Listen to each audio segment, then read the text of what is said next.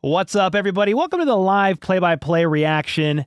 Broncos, Chiefs on Christmas in a game that's probably going to be a bloodbath, if I'm going to be honest with you, but we are here. I hope you guys are having a fantastic Christmas so far. You're being safe. Maybe you got some gifts if you're younger. Maybe you had fun giving away gifts if you were older, or maybe more important than probably any of that is just you spent time with friends, family, people that you care about. And I also know that the holidays is tough for people who have either recently lost a family member or just going through a hard time. So I do want to acknowledge that the holidays aren't always fun. It's not always a time of joy like the commercials and movies make it seem. So I'm sure some of you are not enjoying Christmas for more serious reasons. A lot of us probably won't be enjoying Christmas that much here in about 3 hours, or even here in maybe an hour. I don't know. The Chiefs are going to get the brakes beat off them, guys. I'm just going to be honest with you. They're probably not winning this game, but you saw the Vikings just beat the Lions. They just upset them.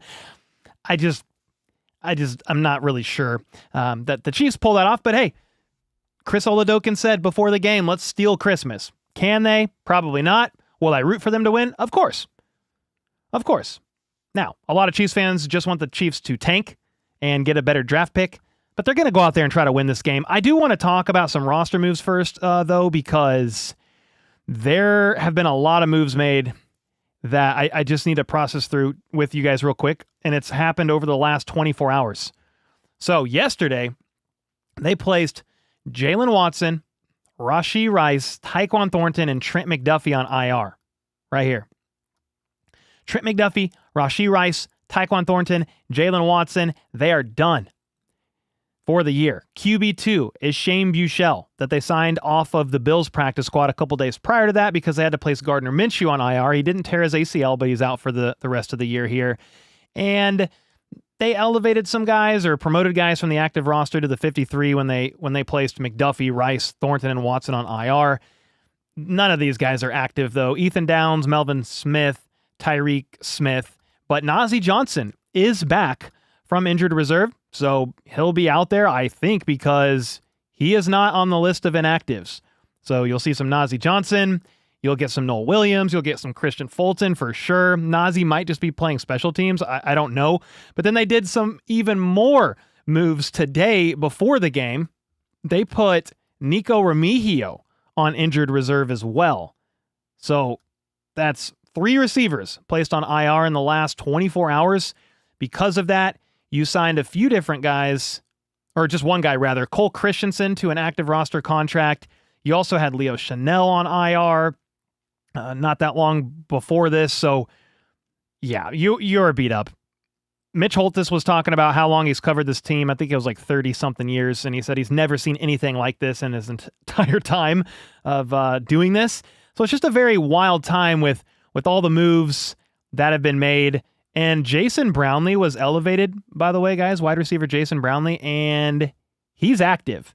So hopefully we see some Jalen Royals before Jason Brownlee, but you're kind of getting into the depth bag a little bit of your roster. Now, with that being said, if you look at the Chiefs inactives, Dameon Pierce is once again inactive. So you're going to see Isaiah Pacheco, Kareem Hunt, and Brashard Smith, which is why when I show you my underdog picks in a minute, that's why I picked Isaiah Pacheco, his hire, just because I think he's going to get worked a lot. Kareem Hunt's probably not playing a ton. Dameon Pierce is inactive. Jalen Moore is inactive as well. He was a guy that was questionable coming into this game, which meant that could have maybe been Esapole at left side and then Jalen Moore on the right side, but instead he's out.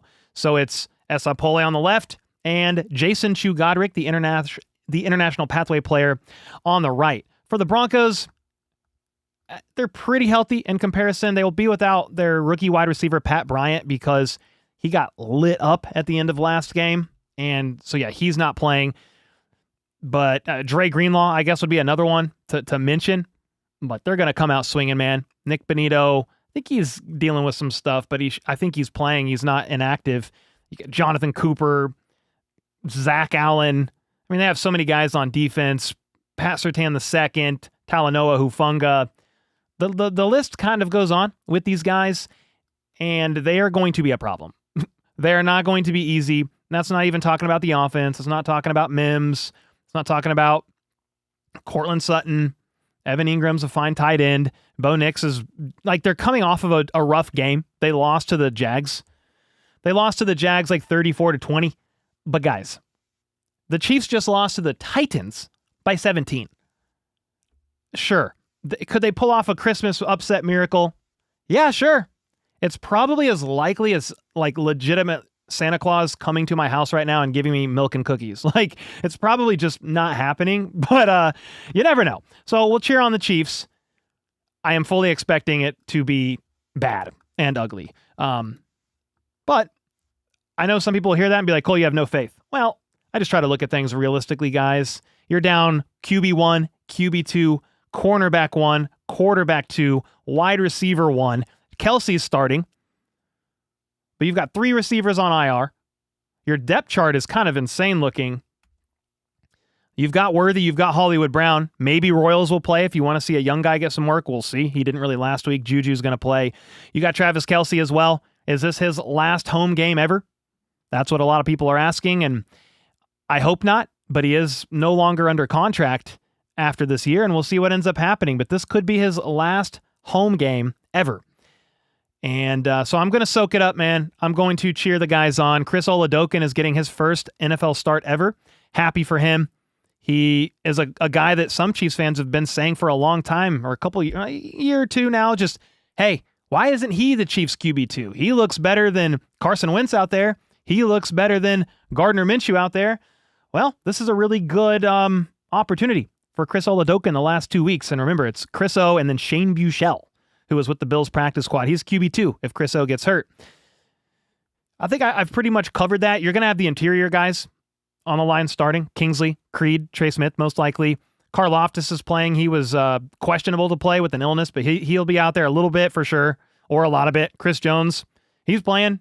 Derek Notty's out, but you'll have Tillery, you'll have Zach Pickens, who they just signed to the roster last week.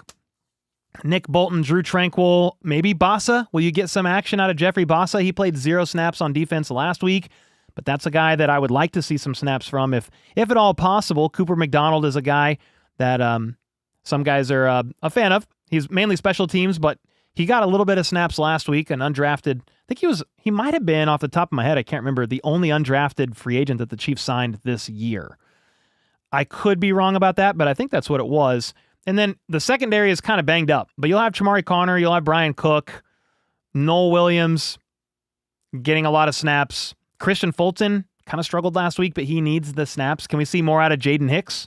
And then for Harrison Butker, you're not moving on from Harrison Butker next year because his contract is insane, but he's got to quit missing field goals. So I would like to see that. I would like to see less special teams penalties. Don't do the same song and dance all game long, no matter if it's your first, your second, or your third stringer out there. I'm not saying you're going to have a perfect game and you're going to play lights out on all phases of the football, but can you not, as a defense, give up multiple third and longs? As an offense, can you get something going? That's going to be tough, I know. But then on special teams, can you not get penalized on every single punt or kick return? And can you make your field goals? With that being said, I only went with 3 picks for this game. I went, it's technically 4 because I picked the Broncos to win. I don't think anybody's going to be offended or surprised that I did that. But I went with the higher on Cortland Sutton's 49.5 receiving yards. He's done that like 4 out of 5 games in a row, and he's going to feast, man. You don't have McDuffie, you don't have Jalen Watson. If Bo Nix sees Christian Fulton matched up with Cortland Sutton, throw it his way. I think he's got the higher there. RJ Harvey, I went with the higher on his 44.5 rushing yards. They just allowed Tony Pollard last week, the Chiefs defense did, to go for 100. And if the Broncos are sitting there with the lead comfortably, they're going to run the ball a lot more. Speaking of running backs, I went with the higher on Isaiah Pacheco's rushing and receiving yards, 44.5. I hit the higher. He had 41 receiving yards last week and 30-something rushing yards last week. Dameon Pierce is inactive. I think he's going to be your bell cow. And then I went with the Broncos winning. It's a 3.58x multiplier. If you guys want to tail that, you could use code Chiefs or code HBTC on Underdog, where any new signup can play just $5 and get $75 in bonus credits. Shout out to Underdog for once again sponsoring for the 3rd season in a row. I think these should hit. Last week they hit. We had a 3-legged Underdog set that hit as well. So this is about all we have to look forward to. The young guys can the Chiefs not lose by 1,000? And then will the underdog picks hit? That's kind of where I'm at, and I'm going to look at chat in just a second. But FLDB, the man, the myth, the legend, I like your hat, man. Hey, Merry Christmas, everybody. Yeah. Hope everybody's had a great Christmas. Happy day. I've talked to a few people, FLDB, that are at Arrowhead for the first time ever just because the tickets were cheap. And they were like, hey, we've never been to a game at Arrowhead, never really been able to afford it.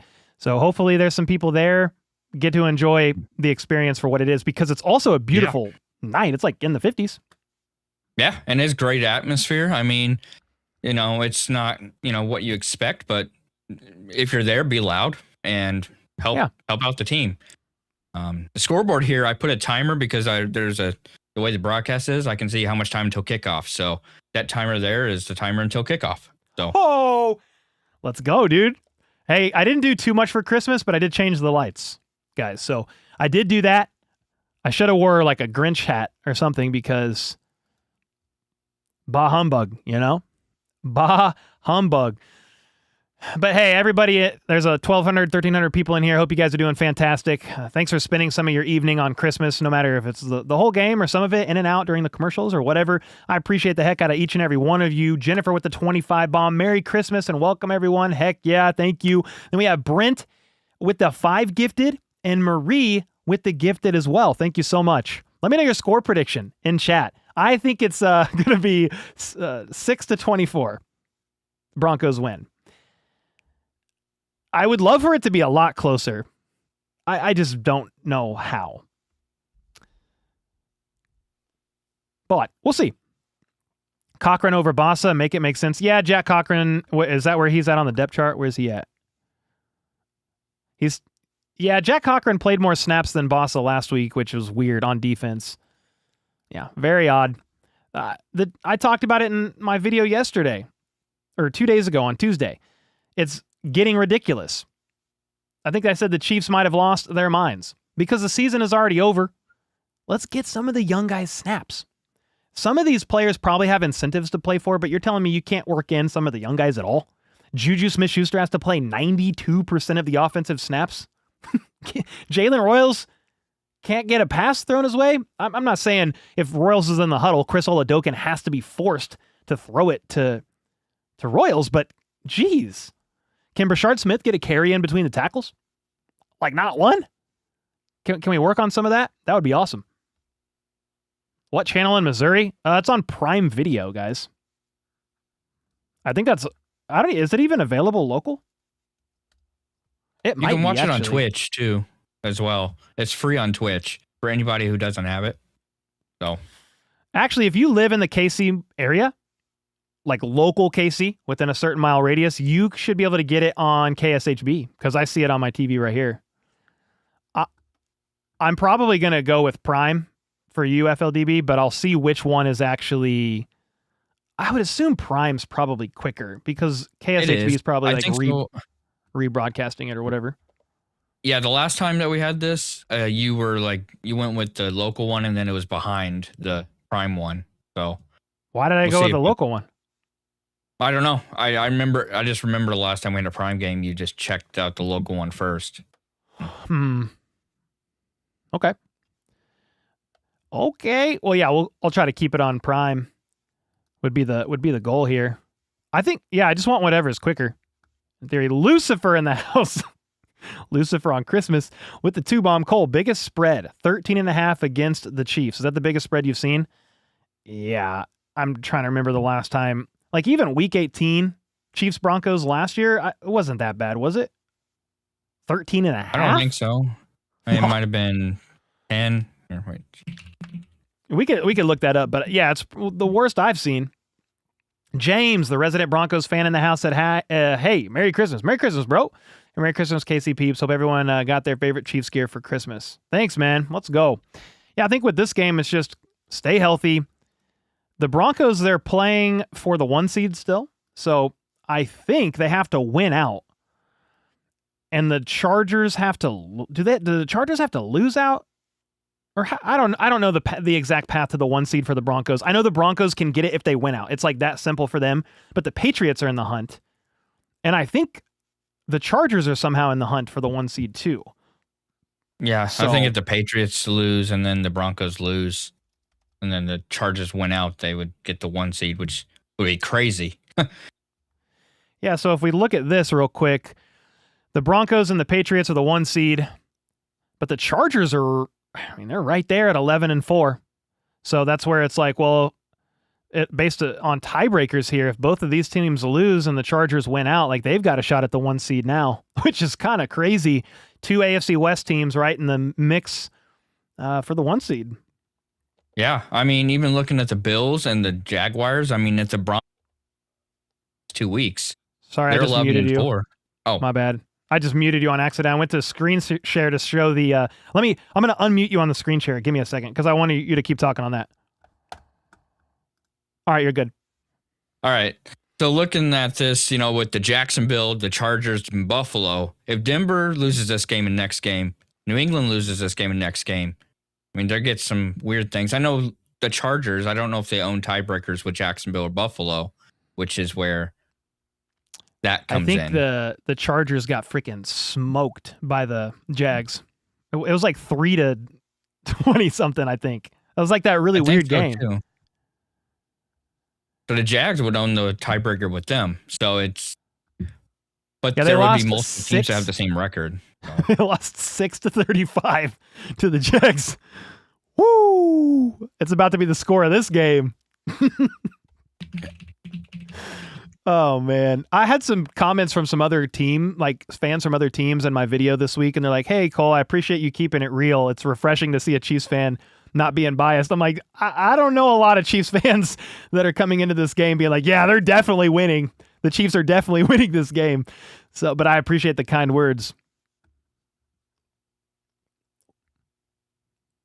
What would you say the percentage of the Chiefs are winning this game? 1. Obviously, the win probability will go up and down throughout the game, but I'm giving them a 1% chance right now. I will not completely shut the door. And I will cheer them on. I will root for them. If they make plays and score points, like I'm going to get excited. We're going to have a good time. I am just fully preparing myself mentally on Christmas not to get spoiled. If the Chiefs win, holy smokes, what? Wow. How? I don't know. If they lose, though, I'm not going to be sad. I'm not going to be mad. The season's over. The Broncos are 13.5-point favorites. It's insane. Yeah, we got all backups. I looked and the spread was 11 last year. It was 11 last year? Yeah. Week 18? On the week 18, yeah. Somebody asked if I was having a drink. Not right now. Depending on how it goes, maybe after halftime I'll grab a couple, potentially. You got a drink, FLDB? Nope, I do not. You drink? I've never even asked you before.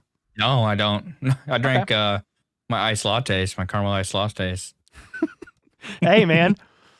I got to get the coffees in. I drink a couple cold brews every day. But much respect for you not drinking. It doesn't really matter to me per se, and everybody has their preferences and their convictions, and I've got some recovering addicts in the family. So it's always, to me, it's like, please be safe. Please be responsible. Even talking to chat right now, like if you're going to be drinking, don't drive after this because it's not worth it. It's really not worth it. So be safe. Hope you guys are having a fantastic Christmas. Hannah, with the 14 months, Merry Christmas, Cole, family, and the rest of the HBTC fam, right back at you. We've had a tough season, but grateful for this team and community. P.S. Rooting for the Rams and Stafford to win the Super Bowl. Still hate the Donkeys and Broncos. Pat revenge season loading. Yeah, the Rams won a few years ago, and the Chiefs didn't make it. But I do think the Rams are probably your NFC team in the Super Bowl, most likely. There's obviously, I think the Packers are in, right? Or close to in if they're not in. The Lions just lost, so they're officially out. I think that knocked the Packers in. If they win one of their two, it's close. But you've got the Eagles as well. I'm looking around like the Bucks are free falling. I don't know if I trust the Panthers. I mean, we could look at the NFC playoff picture as it is right now because we were just looking at the AFC. The Seahawks, I guess I can't sleep on them. The Bears. But if I had to put money, I think on all these teams, I can't rule out the 49ers, but I do think like the 49ers are so banged up on defense.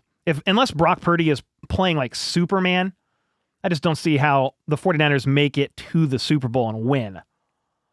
If I had to put money right now on one NFC team, I would put it on the Rams. I just think Stafford is that guy. As long as Devontae Adams can come back and Nakua stays healthy, they're going to be tough. And I think their weakness a little bit is their defense too, though. So there's not a real complete team. Maybe the Seahawks, but Darnold, need to see it in the playoffs, personally, from him. Regardless of who makes the Super Bowl, I'm definitely probably thinking the NFC team wins, but you never really know. It's a very weird season. I think the Chiefs and the Lions were Super Bowl favorites, top 3 teams to make the Super Bowl, and the Chiefs and Lions aren't even making the playoffs. So, very, very strange year. It's been very, just the parity. I haven't seen a season like this where you just never know who's going to win every week. The Broncos kept finding ways to win. They snapped their 11-game win streak last week. The Jags snapped it, but I don't think anybody predicted the Broncos and the Patriots to be fighting for the 1 seed. I thought the Broncos rather would make the playoffs. I just thought it would be the Chiefs winning the West and the Broncos in as a wild card team. Obviously, I was wrong. And it's the Broncos and the Patriots fighting for the 1, which is pretty crazy. I am checking Twitter, double checking. A big pop for Travis Kelce. Kelce from the crowd during pregame intros. Kelce took a brief moment to take it in. Chiefs captains tonight: Chris Oladokun, Chamari Connor, and Matt Araiza. Broncos call tails. It's heads. Chiefs defer. Broncos start with the football. All right, here we go, ladies and gentlemen.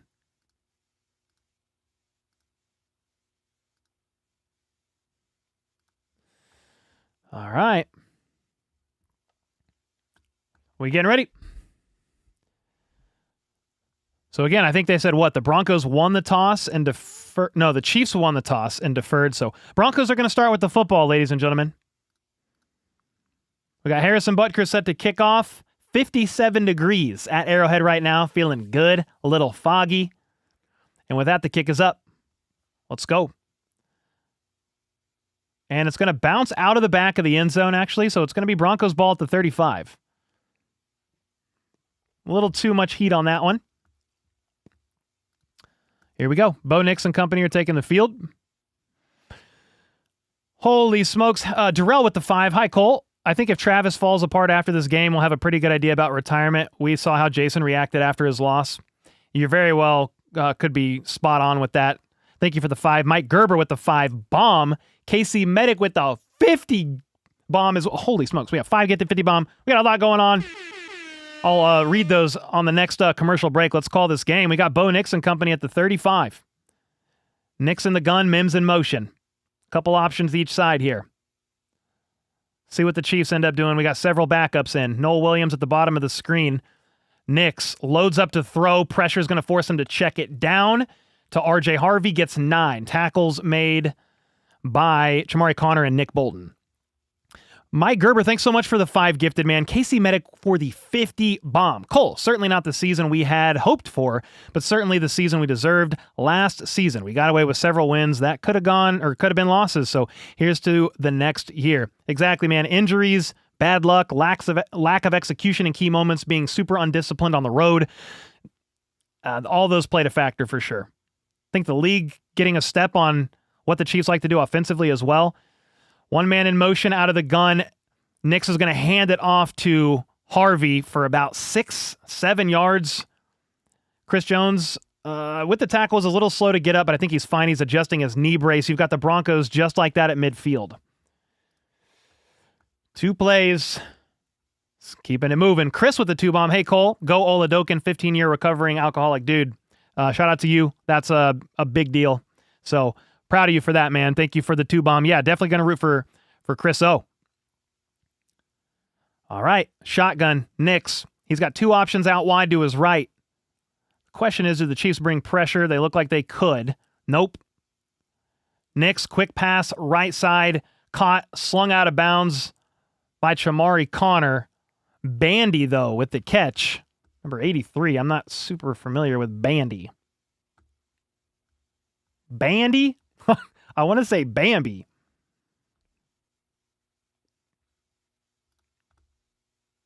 Yeah, he's had 2 catches for 36 yards this year, so that's probably why. I'm not super familiar with it, but you got Pat Bryant out, so they're digging into the depth a little bit. Knicks under center I formation. 2nd and 2 at the 42. Going to hand that off to Harvey, and he's going to get stonewalled for no gain. What a play by Christian Fulton coming off the edge there. Hog-tied him. 3rd and 2. Nice. I mean, you want to see some plays there from Fulton. If he's going to be a part of the plans next year, you need to see what you have in him. You signed him to a 2-year, $20 million deal in the offseason. 3rd and 2. I think this is go-for-it territory for the Broncos. Regardless, you're all the way up to the 42. Might be... I mean, Will Lutz could drill it, but that might be a little bit out of his range. We'll see. Knicks out of the shotgun. RPO. Quick pass to Harvey, left side, and he's going to get penetration and get about 5 yards. Brian Cook's going to spear him out of bounds, but they move the chains. 1st down. Harvey's staying really busy here early on in this game. Ron with the 32 months. Cole, shout out to the Lions for screwing up my parlay. Yeah, I don't know that I would have picked the Lions having 6 turnovers and losing to the Vikings. Pretty crazy game. Hannah with the 2. As long as Bills don't win, I'm good. Yeah, I'm sure most Chiefs fans don't want any AFC team to win the Super Bowl. Thank you for the 2. All the way up to the 36. Going to hand it off here to McLaughlin. Left side for about 6 yards. I think Minihue there with the tackle. 2nd and 6, I think, is actually what they're going to rule that. So 4, I might have said 5 yards, 6 yards. Don't remember what I said, but it was 4. Ooh, Darrell with the 2 said Mahomes is there in the suite. Has the broadcast showed him? Yeah? Oh, that's cool. Mahomes is there in attendance shortly after getting that knee repaired. That's really cool. He's there with his fam in the suite for Christmas. All right, Knicks at the 30 in the pistol. Play action. Rolls right. Wants to go deep. There's nothing there. Checks it down to Troy Franklin. Got 5 yards. He bounced off of 5 Chiefs players like a pinball. That was weird. It was like bing, bing, bing, bing, right off the edge. Bolton was one of them. Perry with the gifted. Thank you so much, man. And then Ray J with the 20 bomb. Sending this to you now because if my Broncos find a way to lose, I will be too depressed to send it later. Trust me, man, you guys are probably winning this game. But shout out to you. Thanks so much for the 20 bomb. Biggest hope here is both teams stay as healthy as they can. You got Knicks at the 24. I formation, hands it off right. RJ Harvey bounces until he gets hit hard by Brian Cook. Only a gain of about 2. I thought he was going to bounce off that tackle, but Brian Cook did not let him do any such thing. Ray J, thanks again, Broncos fan, with the $20 bomb and the love there. We got Percy with the 100 ARS. I saw a video of Lionel Messi hater upset about Argentina winning the 2022 World Cup, and it made me incredibly angry. I hope the Chiefs win so I can finally get rid of all this anger. All right, Percy, I hope they win for you. I just don't know what's going to happen here for you, man. But if you need to get a punching bag, order it off Amazon, same-day shipping, and start slugging away. We got Knicks at the 21.5 in the gun. Play clock was winding down. He wanted it quickly, got it, fires quickly to the left. Diving forward is Lil Jordan Humphrey for about, 6? He's about a yard shy of the line to gain. Lil Jordan Humphrey, if he doesn't have a rap career after the NFL, he let his family down. Because if your family's going to put Lil in your name, like you gotta spit some bars, brother. We got to spit some bars. All right, 3rd and 1. 9 minutes to go in the first quarter. Knicks under center at the 15. Moving easily past the line to gain on a QB sneak and moving easily up the field all drive long so far. 10 plays. 51 yards, keeping it moving. Averaging 5 yards a play here. You're down starters, but you've got a lot of your starters in. Like Noddy's out. You're down, who else? McDuffie, Jalen Watson, Leo Chanel's on IR. But you've got a lot of your starters out there. Merry Christmas to you and your family, said Choose Love. Hey, thank you so much for the 5 bomb. Merry Christmas right back to each and every one of you. All right, 1st and 10. Mims in motion. They're going to hand it off to RJ Harvey. He tries to cut to the right, and Drew Tranquil says, no, sir. Gain of about a half yard with Noel Williams finishing the tackle there. 2nd and long for the Broncos. Nefarious with the 50 bomb. Oh my gosh, you guys are going insane. I'm watching to support the team, but man, first time all season, I can say I'm not looking forward to this game. Too bad you and Perna didn't co-stream since you're both doing the game already. If Broncos lose this game, I'll be beyond shocked. I'll be just as shocked with you. We definitely could have streamed together. Yeah, we absolutely could have. He's raising a bunch of money for charity today, too. We'll have to go pay him a visit. 2nd and 10, Nix out of the gun. Mims went in motion. Nix looking, doesn't like anything downfield, checks it down to Evan Ingram, bounces off of Noel Williams. And that looked like it hurt Noel Williams more than it hurt Evan Ingram. Gain of what? 5? 4?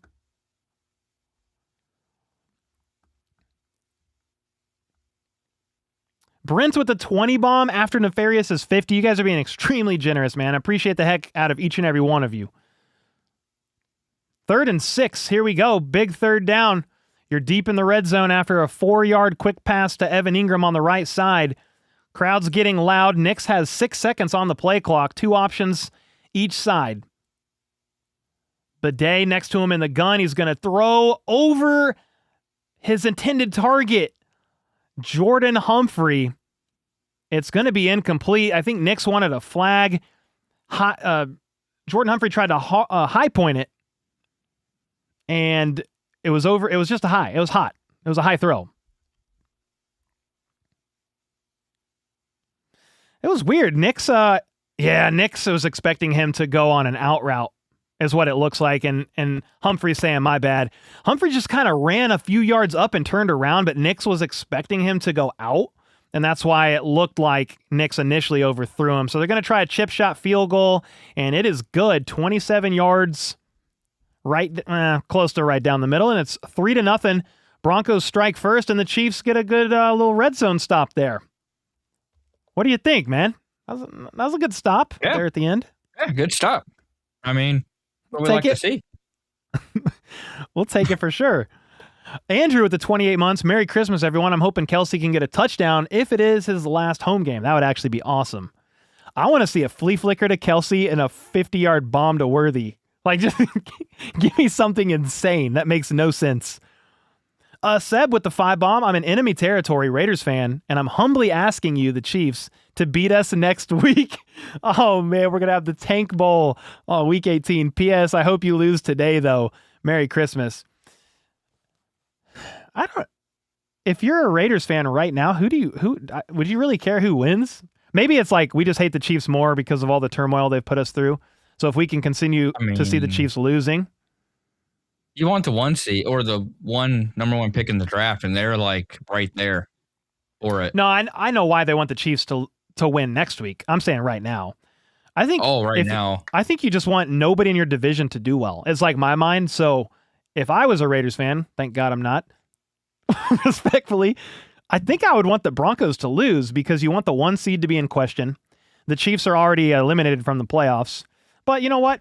It doesn't really matter. I appreciate you hopping into enemy territory with the 5 bomb. I don't know who's going to win next week. It's going to be one of the worst games I've ever seen. It's going to be really bad. God bless. Yeah, I mean, the Raiders don't even have Bowers. So yeah, they put Bowers on IR. Mm-hmm. WWE Clark with the 5. The Broncos are frauds. Future wild card elimination. I don't know what a fraud is anymore because I think a good team just finds a way to win. And that's what the Broncos have been doing. I understand they've got a little bit, what do they have, a 3rd place schedule maybe? The Patriots have the 4th place schedule and one of the softer ones, but they're finding ways to win. Now, do I think if, I don't know that they make it to the Super Bowl. Talking about the Broncos, just trying to like look at it objectively. But the AFC is in a weird place. Like, who is making it? Who are you guaranteeing making it to the Super Bowl? Like, the Bills have weaknesses on defense, pretty glaring ones. But I think Josh Allen, like, this is probably his time. I don't think the Ravens are going to make it. The Chiefs are out. The Bengals aren't making it. So, are you trusting Trevor Lawrence? Are you trusting CJ Stroud? Bo Nix? Like, a lot of these teams... Yeah, Drake May would be really good. Mm-hmm. That's what I'm saying. Like, they could get there. We'll see. It's a weird one. All right, kickoff. Caught at the 5 by Brashard Smith, and he's going to try to flip field. Can't shake the tackle, though, and he is going to be brought down at about, the 25-yard line. Chris Oladokun making his first ever NFL start, trotting out there now.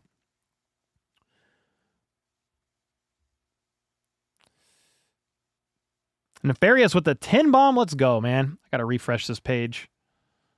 The YouTube stream page, hates me sometimes. It's locks up. The stream is clean, which is all I'm caring about. All right, 1st and 10. Chris O under center. Worthy in motion. They're going to hand it off to Pacheco. And he's going to get stood up after about a half yard. Hufanga got hit awkwardly and flew down at the end. 2nd and 10. Did he even get a yard? Maybe a yard? An under center run. What do you know? Let's see. Marvel with the 15 months. Merry Christmas, Cole and family. It's been a good one. I hope it's been a good one from the UK. Marvel, thanks so much, bro. It's been a pretty good one for me. Hung out with the kids. Played some Nintendo Switch. Got to spend some time with them. 2nd and 9. Chris O in the gun is going to hand it off to Pacheco out of the shotgun. Barreling forward, breaking a tackle, spinning down for 8.5 yards. There you go. Crowd's pumped up. That's looking good for our... The first drive, it's looking good for RJ Harvey, who we picked. And it's also looking good for Isaiah Pacheco so far.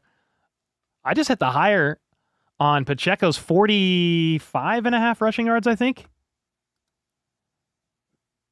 But that's rushing and receiving. All right, 3rd and 1. Chris O under center. Gray dancing around in the backfield. They're going to hand it off to Kareem Hunt, Mr. Automatic, and he gets 2, 3, shoved forward for 4 yards on 3rd and 1. That's a first down. Kansas City moving the chains. The crowd's giving him a little bit of an applause. Let's go, man. It's a really good defense, and you just popped off an 8 and a 5-yard run. Can you work some play action off of that? Get some pass game going. Chris Oladokun also, if you don't know much about him, he's a pretty athletic guy, dual threat guy. He can scramble. He can run pretty well. Clark, thanks again for the 5-man. Nefarious with the 10. Merry Christmas, FLDB and Cole and the family and everyone in chat. Finally got that gift for you in full. Hope to have it out next week. Can't wait to have this in your hands. LO, only 6 weeks late. No worries, man.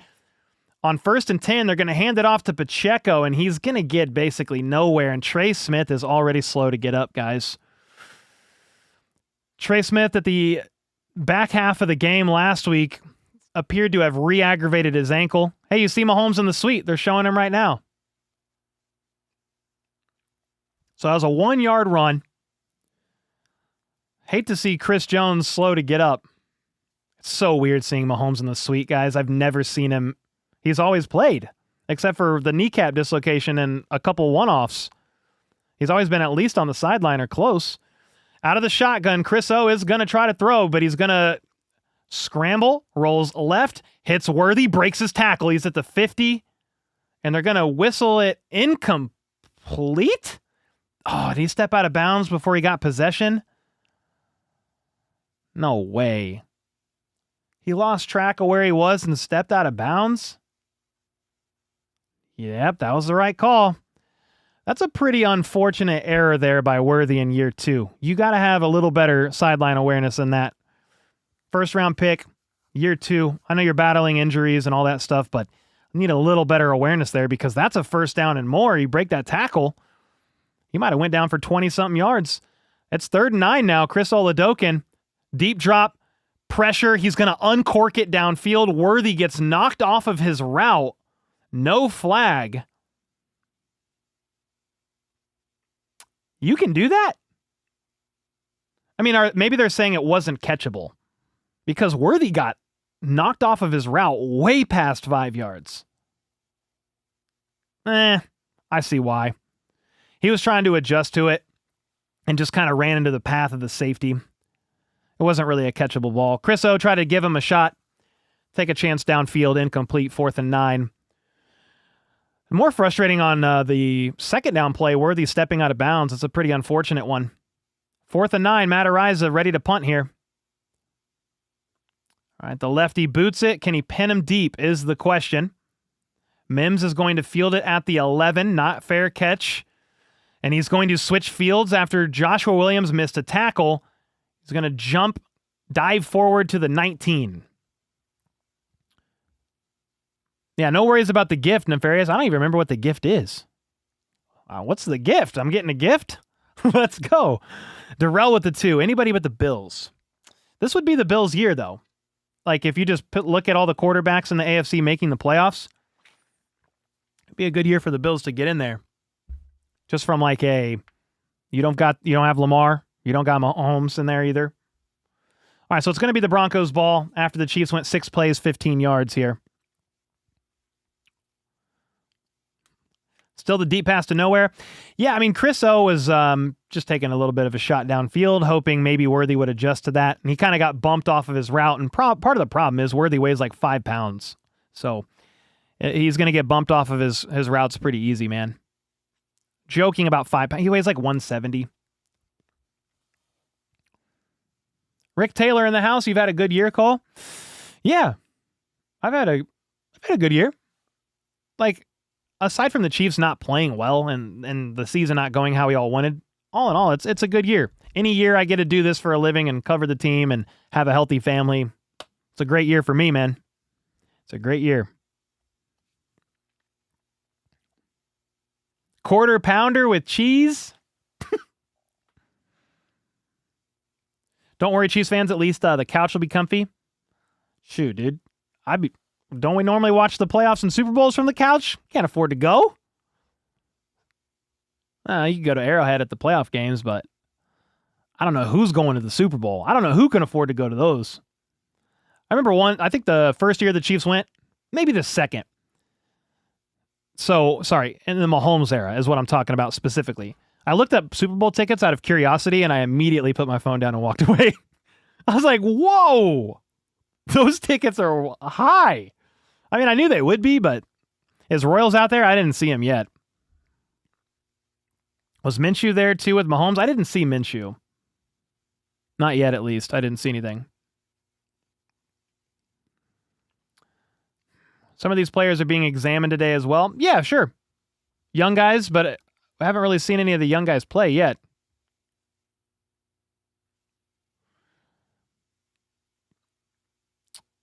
Maybe Royals was out there. Nate Taylor said that Royals is making his first NFL career start.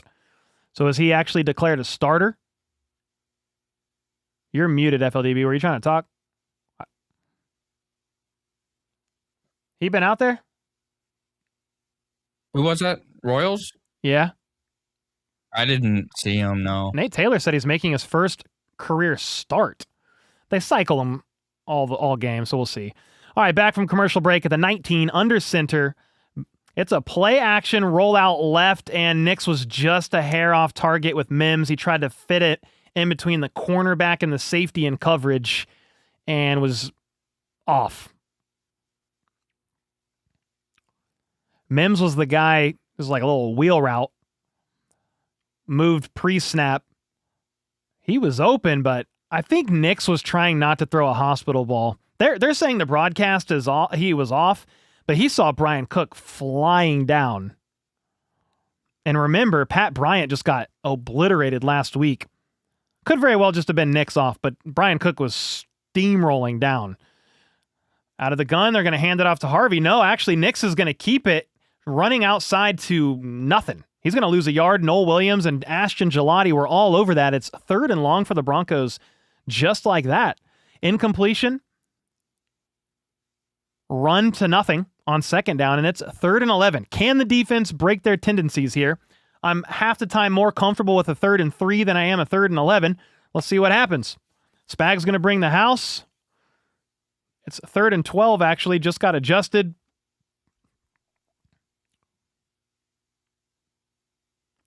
At the 17, Nix in the gun, 3 out wide to his left. The Chiefs show pressure. Don't really bring it, though, but Nix is going to get flushed from the pocket. Aminehu's trying to chase him down like a hyena. Nix throws, batted up into the air, and picked off by Nick Bolton. The question is, did he maintain possession? and have something in bounds because it was right near the sideline. What a wild play. A Minihue and a couple other guys from the interior forced Bo Nix to roll out left. Fulton, with an incredible PBU, diving, knocks the ball into the air, and does Nick Bolton secure the catch? It bats up into the air. Nick Bolton cradles it, elbow down. The ball does touch the ground, but I don't think it causes him. I think that's an interception. What a play! Are you serious? From Christian Fulton. Dude, he had the perfect PBU. Yeah, nice catch by Bolton, too. It's being reviewed. It's confirmed. Whoa, okay, let's go, dude. Hey, you are deep in Broncos territory here. No way. What an error. I mean, not really a huge error by Bo Nix. Like he was trying to fit one in on a bootleg, but what a great pass breakup by Fulton. Chris O is going to hand it off to Pacheco from under center, and he's going to bounce outside the right hash for maybe 2 yards. Uh-oh. Oh, I thought I saw Pacheco limping. I think he's fine. Wow, what a play there by the defense. What the heck? Yeah, Darrell said anybody but the Bills with the 2. Eric with the 2. Stan with the 12 months. Merry Christmas, Cole. Merry Christmas, brother. Thank you so much for the 12 months. Yeah, why can't Nick Bolton do that when the playoffs were still on the line? He dropped like a few gotta have it's earlier on in the season, but what a play there. 2nd and 8 at the 33. It's going to be a quick pass to Noah Gray right side, and he's going to get hogtied by PJ Locke after maybe fighting for 2 yards. So we're going to say it's 3rd and 7, just like that. Remember, Chris Oladokun is making his first ever NFL start. The crowd is obviously in his favor at Arrowhead. It looks a bit thin, but it's still pretty full. There's more than I maybe thought on Christmas. At the 31, you've got Chris O in the gun, Kareem Hunt next to him. 3 options out wide to his left. Do the Broncos bring pressure? They're showing it. No, they back out. But Chris Oladokun still going to get flushed from the pocket. Rolling right, throws. Caught by Kelsey all the way up to the 19-yard line. First down as he waves to the crowd. Let's go. On 3rd and 8. What a play. You had Kelsey lined up little on the left side and just got open on just ran up. He had a little bit of a push off, but you're not going to call PI on that. And Chris O, because he was rolling right, easily found Kelsey and fired it to him for 11 on 3rd and 8. 1st and 10, 2 seconds on the play clock. Worthy in motion pre-snap play action is going to force Oladokun to scramble forward because the pressure gets walloped, but he slides forward for 4 yards. Hit as he slid. No flag. No, it was fine. Just a late slide there. I think the crowd wanted a flag there. They're kind of booing, but it's fine. It was fine. Chris O is fast, man. So it's going to be tough for some defenders to know if he's rolling or running or what's going to happen there. Yeah, that was a great play from Chris O to Kelsey, and then he had a 4-yard run to keep it positive. 2nd and 6 at the 16 from under center is going to hand it off to Pacheco, and he's going to get hit, spins around, falls down after a gain of 3, maybe 4. We have Santa Claus flying through the crowd right now. He's dropping presents into the crowd. That is definitely not a green screen. I promise you he's real. There could be kids listening. You know, good old St. Nick flying through Arrowhead right now. What did Santa Claus get you this year, bro? A couple gift cards. I didn't get nice. Heck yeah. I mean, anything helps, you know. I got a dartboard. Oh, nice. Yeah. Gonna throw some bullseyes. I'm gonna practice my bullseyes like Mahomes will on deep balls next year. Yeah. You know what I mean? Gotta hit the bullseye. Why won't Andy play the rookies? I don't know. We'll see. Nate Taylor said that Jalen Royals was getting his first ever NFL start today, so he was at least out there on the opening drive to start things off. What did you guys get for Christmas, or if you celebrate? You got an impacted molar? That is a horrible Christmas gift. Wow. You got an iPhone 17 Pro Max, a PS5 Pro, tickets to the Super Bowl, and a brand new car? Yo, who are your parents? Can they adopt me? I'm just playing. That's crazy, dude. You got Legos? Nice. My daughter, she got like this, it was like kind of like a puzzle for kids, but it was in the version of like once you put all the pieces together, it wasn't Legos. It was like a real life, like replica house. So it wasn't really like a puzzle, but you had to put it together like a puzzle kind of.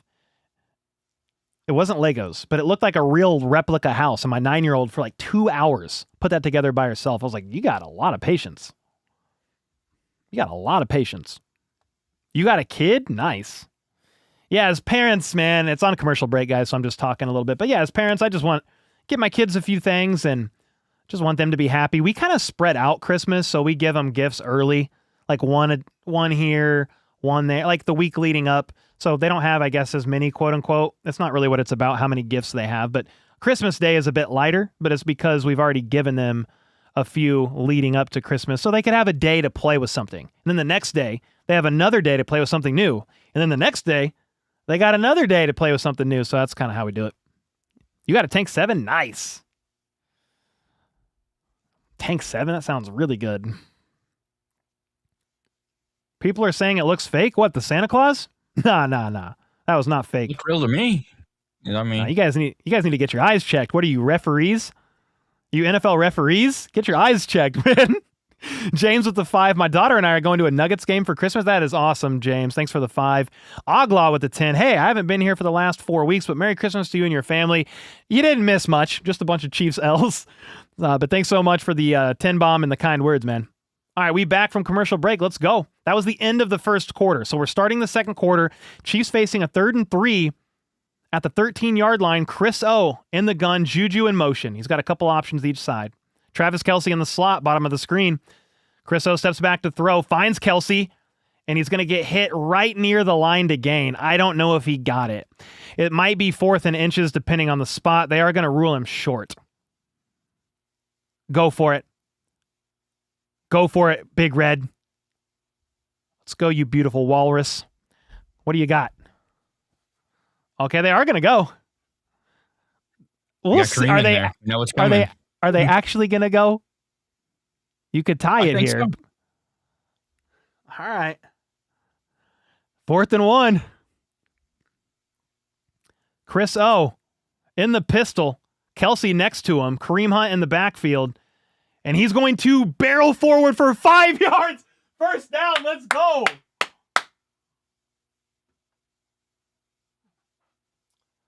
A big 4th and 1 conversion. I was grabbing my mouse and keyboard from the other computer so it doesn't fall asleep. Yeah, Kelce with a great block, and then Kareem Hunt just found that hole quickly. Gray and Kelce on one side, and he just cut straight through there like a little butter knife, weaving his way. At the 6, Chris O, play action, rolls right, jukes one, and throws it away. They were trying to catch him off guard. Worthy was over there. Chris O's pretty athletic, man. Like that was a pretty good job of evading that sack. Yeah, the broadcast talking about it too. That was a great job of Chris O avoiding a negative play. You didn't get sacked because you're in a goal line situation here. You throw it away, 2nd and goal. You're still at the 6. Live to fight another down. From the gun, he's going to hand it off to Pacheco, and he's going to try to knife his way up, but doesn't get more than 2. Trey Smith was a little slow to get up again. He's definitely not right. Marcus with the 5. Speaking of giving, do you have an idea for member stream? Merry Christmas, buddy. Hey, man, Merry Christmas. It might end up being January again, but like just late next week. It's just kind of weird because it's a short week this week with the holidays and next week. I'll let you guys know, but we could try to fit it in here early next week. We'll see. 3rd and goal at the 5. Chris O from the shotgun. 3 options to his right. Looking right. Checks it down to Brashard Smith. Can he get the edge? He breaks a tackle. Touchdown. Woo-hoo-hoo! Brashard Smith, the rookie running back. Chris O finds him. He gets the edge. Breaks a tackle. Mahomes is in his suite. Giving them a round of applause. Well done. You capitalize on a Bo Nix turnover and trying to play Grinch for Christmas in a game that nobody believes the Chiefs would win, including myself. It's still early, but that was a nice little play there where you had Brashard Smith sneak up and out from the gun and kind of snaked one way as your little shallow option. Late reaction from the linebacker in coverage allowed Brashard Smith, who is one of your most dynamic playmakers in the running back room that just never gets used, to use that speed and get in. The extra point is right down the middle. It is 7-3, Chiefs on top right now. It's still early, but here's the thing. Any football game, we got a flag on the play here, actually. Let's see what the call is. But any game where you throw a turnover deep in on the wrong side of the field, like Bo Nix did, you've got to take advantage of that and turn it to 7. Andy Reid was aggressive on 4th and 1. Kareem Hunt moved the chains, and Chris O found Brashard Smith. Let's see what the flag is. Offsetting personal fouls.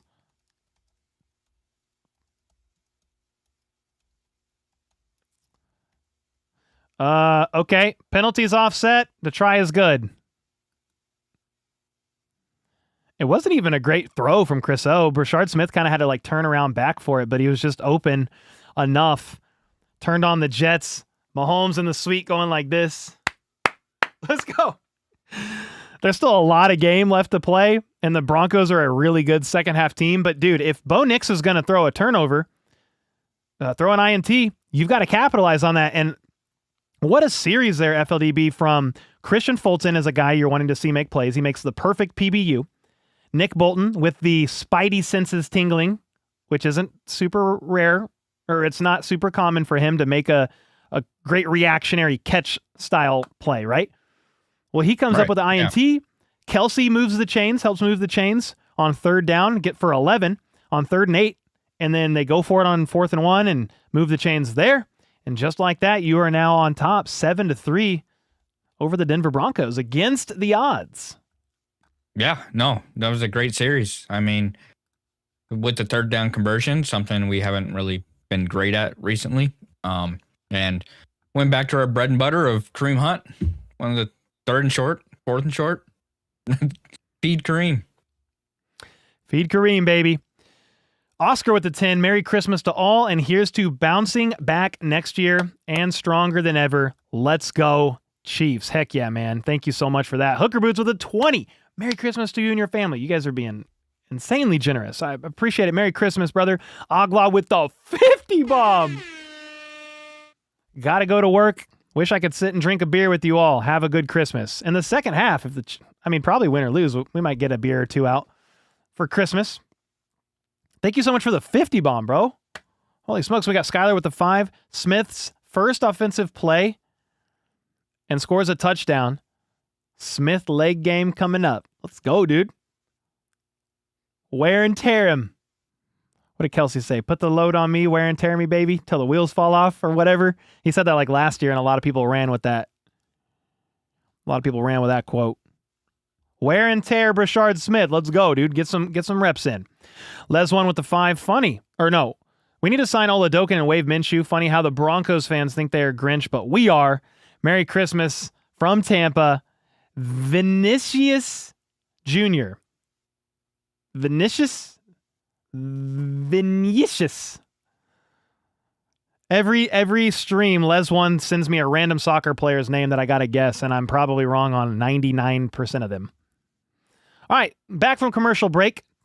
13 minutes basically to go in the second quarter. Harrison Butker's kick is caught inside the 5. Bidet has room to run all the way to the 34. I actually thought he was going to break that one for more.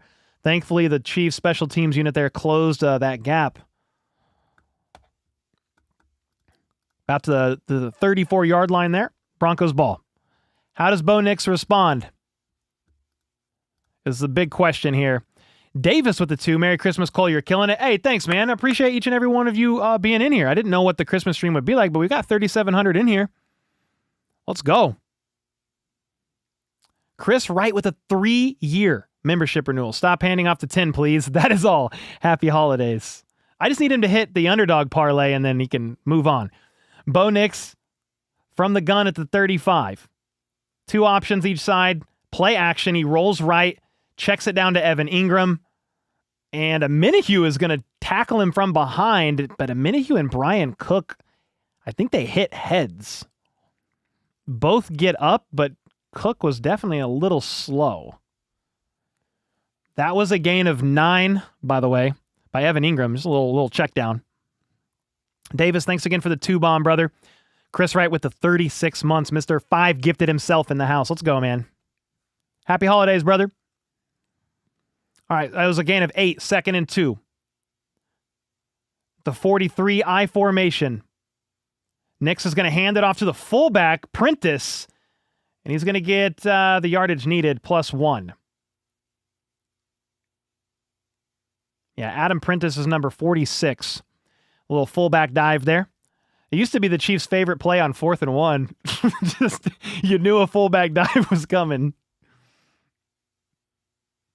What's the Chiefs' QB salary? Vet min. Whatever that is. $1 million? Can't be much. Nix under center. Play action. Wants to throw deep, but he's going to try to check it down to Harvey. Bobbles. Incomplete. Bossa alert, by the way, with the tackle. Jeffrey Bossa. We see some a little bit of young guy there. He played 0 snaps last week. Played 1 today so far, at least. Never miss a stream. Cole's calls are the best ever with the gas. Thank you for the kind words, man. Oggenesberg? I don't know how to say that. I probably butchered it so bad. But, dude, thanks for the kind words. I definitely enjoy doing these. And the FLDB scoreboard works wonders as well. We've got Nix in the gun at the 46. He's going to hand it off to Harvey. He's going to bounce outside.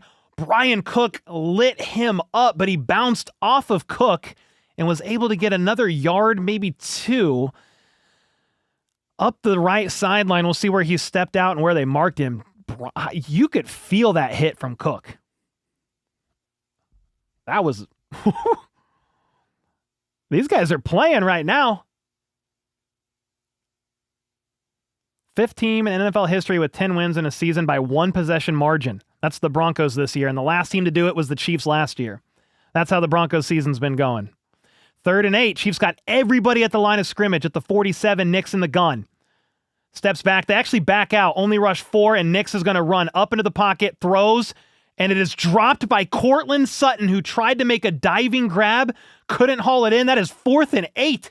Sutton has grass on the face mask and the front of his helmet, trying to dive and haul that ball in, and I actually thought he snagged it. Nix did a good job of evading pressure from Chris Jones, was just a hair off, and Sutton tried to re-grasp it to haul it in on his way down and couldn't. Nix was off, just to be honest with you guys. That was a tough grab for Sutton. We've seen him make it before. But with that, it's 4th and 8. The Chiefs are going to get the ball back. There's no way. Let's go. Get another touchdown. The punt is up. Brashard Smith is going to catch that punt and kind of weave his way up to the 17-yard line. Interesting. Brashard Smith could be your punt returner maybe next year. I mean, you've got no Nico Remigio. If I didn't mention it today, he got placed on IR as well. I think I did. But the Chiefs placed Rashee Rice on IR, Tyquan Thornton on IR, Nico Remigio on IR, Leo Chanel last week on IR, obviously Mahomes on IR, Minshew on IR, Shane Buechele is the QB2. Who else did they place on IR? Trent McDuffie, Jalen Watson. I mean, these guys are... You look at the depth chart, you then spread that a little bit, you dig down into the dirt a little, and then, like, that's where you are from the roster. You're like really scrounging up on a couple of these position groups here, but the Chiefs got the ball back. MX with the 5-bomb. Even though the season is hard to watch, you make it an easier pill to swallow. Merry Christmas, Cole. Hey, man, I already told you guys, win or lose. Oh, we got the underdog graphic updated. Nice. Win or lose, we're going to be here. We're going to root for the Chiefs. We're going to hope that they can pull off some wins. And tonight, maybe play a little bit of a Grinch role on Christmas, man. We'll see. We will see. Thanks so much for being here, guys. Ox with the 5 gifted in the house. Ox Tuesdays. Man, Sutton, I'm glad he dropped that, but I do have a Sutton. I have RJ Harvey's higher on 44.5 rushing yards. He's at 11. Pacheco's higher on 44.5 rushing and receiving yards. He's at 16. Cortland Sutton higher on 49.5 receiving yards. He's at 0. I mean, if I miss all of these because the Chiefs somehow win this game, that's fine. I think some Chiefs fans are not going to want the Chiefs to win. They want the better draft spot, but nobody's picking them to win this game. You just lost by 17 to the Titans. Tony Gonzalez did. Tony picked the Chiefs to win tonight? Yeah. No way. He did? Yeah. Wow. I think it's a Kelsey thing. Like, hey, let's get a win. I'm sure most Chiefs fans in here want the Chiefs to win. We never watch a game and be like, I hope they lose. If they lose, it's like, you're already eliminated from the playoffs. You get a better draft spot. Screw the draft picks. The Broncos can lose. Anytime the Broncos or the Raiders lose a game, it's a good day. It's a good day for sure. If they win, you make a cool 2K. Talking about the Chiefs? All right, let's go. We back from commercial break. Chiefs ball. Inside their own 20. What do we got? Chris O under center. Worthy in motion. Oh boy, it's a handoff to Pacheco. He bounces outside because he forces a missed tackle all the way up to the 30. Bulldozing his way for 13 yards. Whoa, they had, I don't know if that was Hufunga. I couldn't see the numbers, shooting off the edge there and almost tackled Pacheco as soon as he touched the football. Pacheco was able to make him miss. Burst out left side, 13 yards. Kathy with the 10. Thanks for streaming the game. Merry Christmas to you and the family. Heck yeah, we celebrated Christmas yesterday. I think this is the 3rd year in a row that the Chiefs have done Christmas, so this has kind of been the tradition. But thank you so much. At the 31, Chris O, under center again, hands it off to Pop once more. He bounces off of his own lineman and loses 2 yards. I feel like that is an Isaiah Pacheco signature. We have to see him bounce off his own lineman at least once a game. Agla with the 20. Just got a snow out day on construction. I praise. Turned on your stream for 5 minutes and just got the call. Let's go, Agla. Now you get to watch the game. You were going to have to go. You might get to see a little upset here. Maybe. It's really early. We'll see. We got Chris O in the gun. 3 to his right, and it's incomplete. It was supposed to be a bubble screen to Worthy, and they were off. Not sure if that was Worthy's wrong, Chris O's wrong, a combination of the two. You're going to see those mistakes, though, in this game. Chris O making his first ever NFL start.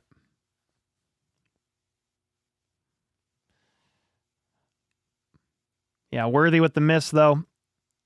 And remember, he stepped out of bounds a couple drives ago, too. Trying to make that catch. Lost awareness of where he was. All right, Chris O in the gun on 3rd and 10. What do we got here? He's going to throw low to Hollywood Brown, who catches it, but it's several yards shy of the line to gain. I think he got 7 of the 10 needed. It's 4th and 3, deep in your own territory. Matt Ariza is going to come back out.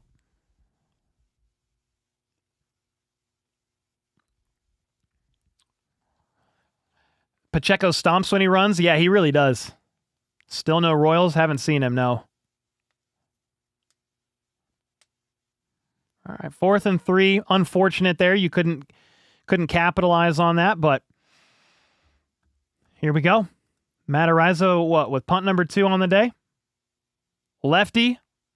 Booms it. Fair catch called for, but it's going to bounce at the 10 and into the end zone touchback. But there's a flag on the play, guys. If it is on the Chiefs special teams unit, I'm going to spike my eggnog right now. I'm just playing. It might be on the Broncos.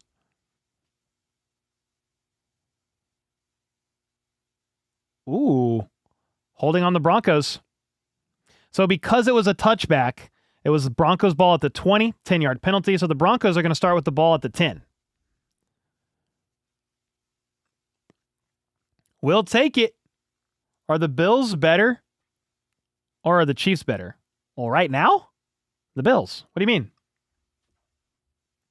What do you mean? You have spiked eggnog? Share, brother. I actually don't. I was trying to think of something Christmassy to say, and that's what ended up being said. How did the Chiefs score? Asked Charles with the 2. Well, Bo Nix threw an INT. Christian Fulton, perfect pass breakup. Nick Bolton hauled it in. And then Travis Kelce helped move the chains on 3rd and 8. They faced a 4th down. And Kareem Hunt converted on that one. And then a Brashard Smith little quick pass for a touchdown got the Chiefs their score. Royals was blocking on the Pacheco run and looked pretty good. Okay. Nice, Royals. Let's go. No targets yet.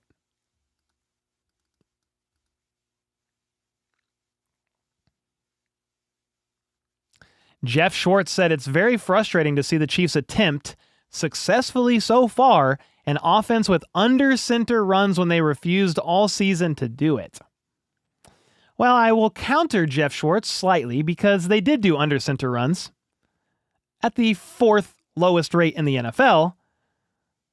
They ran under-center plays like the 4th lowest rate in the NFL, and like 85% they ran an under-center from under-center a play. It was a run. On the flip side, they had the 2nd most RPOs this year, and 85% of the time threw a pass. So it's a very predictable offense. If you're running an RPO, 85% of the time it was going to be a pass. If you were under center at all for the Chiefs, 85% of the time they were going to hand it off. And they barely go under center. So, yeah, of course, especially with Mahomes coming off of the ACL, the LCL, or was it? Yeah, ACL and LCL, I think it was. You need more under center plays in your offense. Like, I think you just got to go heavy under center. Don't make Mahomes try to be Superman. Like, you scheme one guy open. If he's not open, Mahomes then can just extend the play and do the rest. No, go more heavy under center, get a bigger run threat, a greater run threat back there, and adapt the offense. Skyler with the 5. Royals was out there for 1 snap. And are you watching this with Next Gen Stats broadcast? No, but I probably should.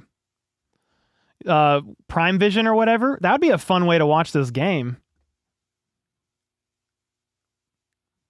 I should split screen it and have Prime Vision on the other angle. Be a fun one. Bo Nix rolls right. Quick pass to Sutton, caught for about 4 yards. 2nd down, Broncos. No matter how the game ends, Cole, said Marie with the 65 SEK. Thank you for the energy to do this through the good and the bad. Appreciate it. Let us enjoy TK for now. Heck yeah. Yeah, it's been an exciting game so far. The Broncos clinched the AFC West title with a win tonight. Oh, I missed. What did the rest of that say? Did you read it?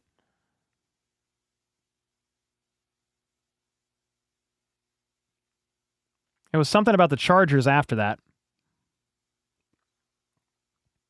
2nd and 6, I formation. It's going to be a handoff to McLaughlin, left side, and he's going to get 3 maybe.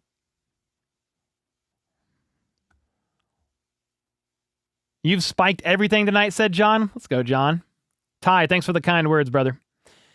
Charles with the 2. Do you think Mahomes should stay out the whole season? No. I mean, as long as he's medically cleared to return. It's about a 9-month return window. If it takes a little longer, then yeah. But if he's medically cleared to return and he can do everything needed, I don't think he needs to sit out the whole year. I know some have said that, but I don't think so. 3rd and 3, Mims in motion behind everybody. To the left, you got Nix in the gun. Chiefs only rush 4. Nix, quick pass, diving catch made by Sutton. Noel Williams was a little bit soft in coverage. It was like a quick slant to Sutton, right side. Caught, moved the chains. 6 minutes and 50 seconds to go in the half. Whew. That was a good route by Sutton. Just watching him right side. He kind of runs like he's going to go up and out. and cuts in so hard on a slant. Chris Jones, by the way, instantly won his rep. So good thing Bo Nix got that ball out like that. 1st and 10 at the 24. Don't know why I said 24 like that. It was from I formation play action, and Nix is going to roll his boat and throw it away. 2nd and 10. Yeah, some good defense so far. You're right. So tired of hearing about Jeremiah Love. They'll never take a running back in round 1 ever again. Wouldn't be so sure. I don't know where they'll go in the draft right now. We need to see what they do in free agency first. If you sign a running back to like a 2-year deal for $5-7 million, like I don't know that you're taking Jeremiah Love in round 1, but you would go best player available potentially. He's potentially a generational guy. 2nd and 10. All right. There's play action. It's a screen setup left side to Harvey, and Nick Bolton wraps him up pretty quickly after a gain of what? 4? It's going to be 3rd down. That was a great play there by Nick Bolton. Yeah, you had Troy Franklin going in motion one way. You throw the screen the opposite way, and it only went for 4 yards. Doug, thanks so much for the 5-bomb. Love your channel. Merry Christmas, brother. 3rd and 6. Here we go. Crowd getting loud. You've got Nix in the gun at the 27. Steps back. He's going to roll right. Steps up into the pocket. He's going to hold on to it and scramble. He's got the 1st down and more. 10, 12, hogtied. Quick little scramble by Nix. He's a pretty good scrambler. He doesn't do it a lot. Not as much as last year. But he saw he had enough room to run. Yeah, there was nobody open. That was the right call there by Nix, and they got hogtied from behind by George Karlaftis chasing him down. Good little hustle play there by George, but yeah, he got 14 yards on it. You're all the way up to the 42. 5 minutes left here in the second. From the gun, Nix looks left, fires. Caught by Troy Franklin. Gain of maybe 3 or 4 with forward progress, wrapped up by Chamari Connor. Charles with the 2. Any thoughts on Dougie Fresh? Doug Peterson being the next offensive coordinator? I guess I wouldn't rule out any of some of those former guys. He's a free agent. He's been away for quite a while. Some people say, hey, Eric Bieniemy, Mike Kafka. I wouldn't rule out any of those guys from coming back, to be honest with you. All right, 2nd and 6. It's going to be a quick pass left side to Mims. He makes one man miss, and he gets the 1st down. You needed 7, and he got it. They've done this motion several times where they got one receiver on one side, and he doesn't just go in motion pre-snap. He winds all the way behind Nix and the running back. They've done that several times. That was a great block by Trotman. 82 left side. Who did he knock over? Maybe it was Christian Fulton. One of these plays, if they haven't done it already, they're going to flip that to one of those wide receivers in motion like that on a reverse. 1st and 10, just across midfield at the 47. Nix in the gun. And Tillery appears to have jumped early unless it was a false start. See what the call is. I think they were trying to jump the count, the hard count. Jump the snap. Whoa! It is false start. Nice veteran move there by Tillery then. 74 powers with the false start. Ball with the 5, got high and took a nap thinking this 1 week my Broncos wouldn't scare me. Cole, what is happening? What is my team? My boner is only half chubbed. That is insane, brother. Well, Bo Nix threw a bad INT, just a tough INT deep in their own territory. And so the Chiefs are able to capitalize on that on a short field and score a touchdown. Nix, play action, rolls right. He loves to throw deep from here. He wants to, but he's going to tuck it and run up the right side for 8-9 yards on 1st and 15. Ball, thanks for the 5, man. Got some Broncos fans in here tonight being kind. Yeah, there's a lot of game left. I think the the Chiefs won the toss and deferred. So the Broncos they're going to want some points on this drive. You've got the 2-minute warning, all 3 timeouts. There's still 3 minutes left in the half. 2nd and 6 for Bo Nix and company here. Any players on the Chiefs look good? I mean, I think Nick Bolton flying around, Brian Cook, Kelsey, Chris O, all things considered, looking good. 1 second on the play clock out of the gun. It's a delayed handoff to McLaughlin, and he's going to get 5. 3rd and 1, 3rd and 2, depending on the spot. Who else looks good? I mean, Fulton had the great PBU, Bolton with the INT. I don't know if there's that much left to say. Brashard Smith had a good catch for a touchdown, breaking a tackle. Maybe there's some others from the defense that I'm missing. Get Tillery off this team. He's on a 1 year. Yeah, Chris O is doing a good job. Somebody said ball hit the ground. Ball hit the ground on what? The Bolton INT? I mean, it touched the ground, but he had possession. Yeah, the ball can touch the ground.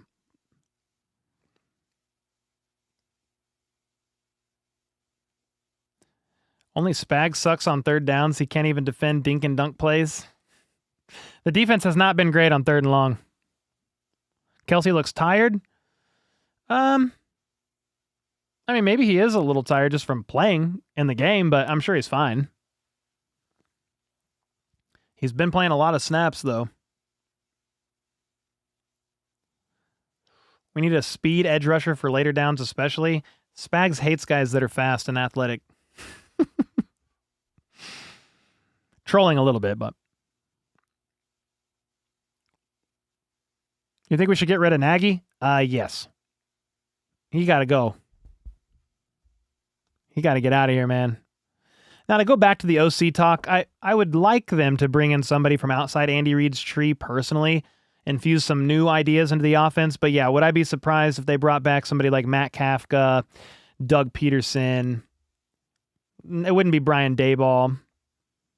EB, I guess. But I'm like, can we get something different? Give us somebody different. Nate Shieldhouse, the Rams pass game coordinator. Get him. Young guy, been with McVay for a couple of years. I want new ideas. Not the same retreads as he brings. You bring back your old friends on repeat. Let's not do that. That's just my take and my opinion. If you disagree, that's fine. Kelsey for OC, could you imagine? Dude, Kelsey might be he might have something. I don't know, like instantly being an OC, but he's just so smart here. You never know.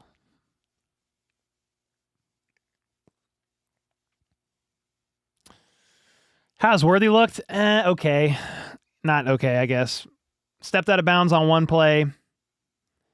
Just didn't have awareness of where he was on the sideline, and then missed a throw on a screen to Chris O, but I don't know if that was just a combo of Chris O being off or what was up on that one. Kelsey's going to Hollywood to be an actor. I mean, Kelsey doesn't need to coach. He has all the possibilities in the world, opportunities in the world after football, man. Podcast, entertainment, you name it. 3rd and 2. You got Nix in the gun. 3 to his right, bunched up, and they're going to hand it off.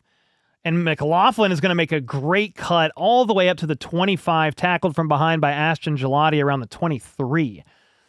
Jeez, that was on 3rd and 2, and it went for 15 yards. A lot of window dressing on the right side, and it ended up just being a run out of shotgun, but some great blocking. Drew Tranquil might have picked the wrong gap. Nick Bolton wasn't there either, so ended up being Ashton Gelati chasing McLaughlin down from behind there. 1st and 10. Broncos they're in a little bit of control here. You're marching down. You're all the way to the 24, all 3 timeouts. Nix in the gun. Mims in motion. Nix fakes a quick pass and throws deeper inside the 15, sliding down. Trotman with a sliding catch. Did he maintain possession? I think he did. Man. Yeah, Nix was faking a quick pass and he rifled it into Trotman. He was bobbling it on his way down, but he's on his back, so it's fine. Yeah, tight end 2. Connor bit on the quick pass, and it opened up just enough window for Nix to just force one in there to Trotman.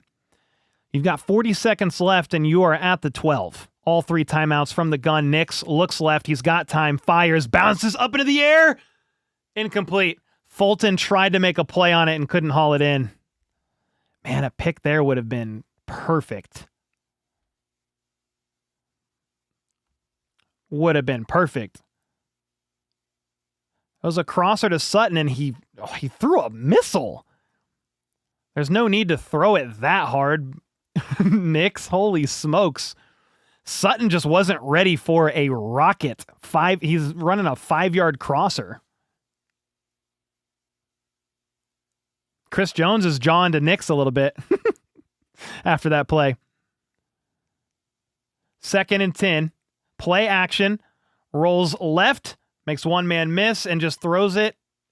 He throws it to the back of the end zone. Sutton catches it, but he's not in bounds. I thought he was just throwing it away. Sutton rather was able to kind of stretch out for it. He got his hands on it, but I don't think his feet were in bounds. There was a corner blitz on the side. They were trying to get Bo Nix rolling out, and it kind of disrupted the whole play. 3rd and 10 at the 11. Big 3rd down here. All 3 timeouts still for both teams. 26 seconds to go at the 11. Nix in the gun empty. He's got 2 to his right, 3 to his left. Chiefs rush 4, fires. Sutton dropped it again. Sutton has a case of the drops. I thought he caught it.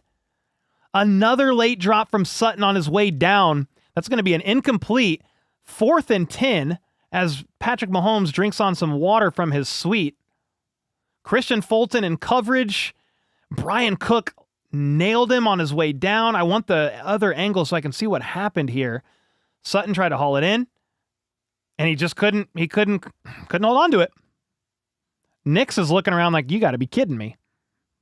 Will Lutz is going to try field goal number 2, 30-yard attempt from the right hash to make it a 1-point game. It's good. It hooked a little bit to the right. So it's 6-7. Oh, God. 6-7. All the kids. 6-7. Oh, you already know they're freaking out. Pretend I didn't do anything. But, yeah, it's Chiefs up by 1 right now. He has a case of the Butterfingers. I noticed that your basement's getting more finished, like the lighting on the staircase. Hope you don't need it tonight. Hope you don't need it tonight, and say it. Go Broncos. Merry Christmas. You're still the best. Ray J, what? No, not go Broncos. I did say it reading it, but that's not what I mean in my life. Yeah, I do have, I changed all the colors for Christmas, but the studio's pretty much complete. I just normally have a red light back there. But heck yeah, dude. Thank you for the 20 bomb. And then Oglaw with the 10. Let's go, Chris O. No turnovers. Heck yeah. Play a clean game. Sutton is your favorite wide receiver right now. It's giving Marquez Valdez scaling vibes. Oh, man. Yeah, Sutton's had a couple tough ones. A couple tough drops. One of them was just that first one, though, was like a pretty bad pass by Nix. I mean, he tried to haul it in.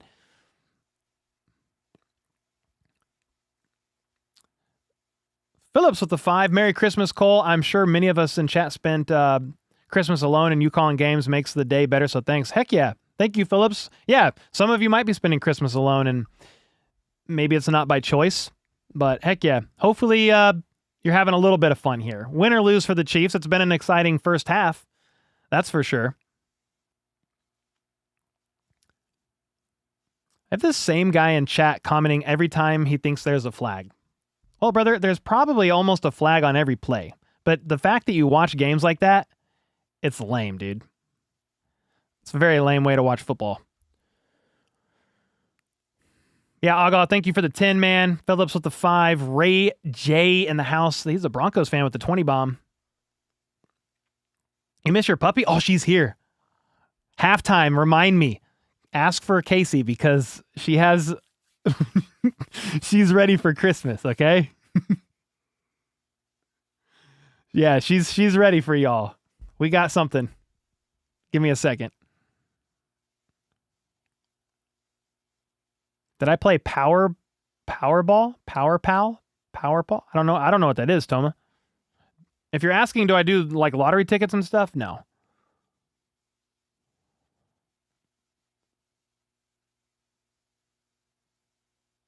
All right, here we go.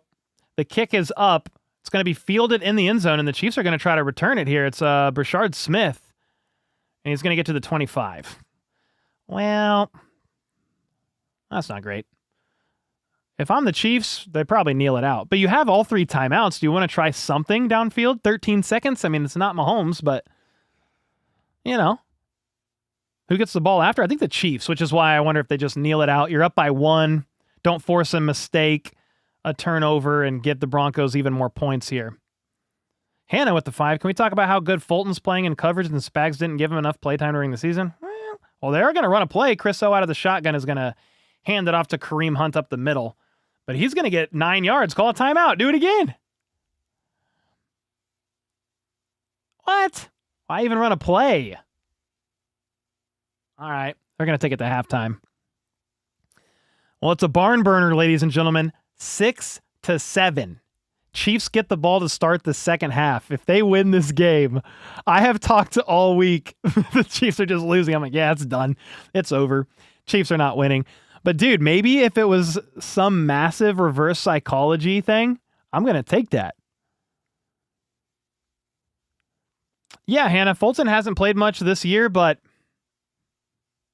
they weren't seeing something in him. And when he was out there, he struggled. But you need reps, right? So when Fulton and Jalen Watson are out there, they like Noel Williams over Fulton. And then you were seeing somebody like Shamari Connor, I guess. Chris Roland Wallace before he was hurt. And then recently Kevin Knowles playing the slot. But yeah, you need to play a lot of Fulton these last couple of games. Just see what he has. You signed him to a big contract. Yeah, you signed him to a big contract in the offseason, so you need to take a look and see what you got. Oh, yeah, you want the dog? All right. All right, guys, watch this. Casey. She's like zonked out. Casey. Come.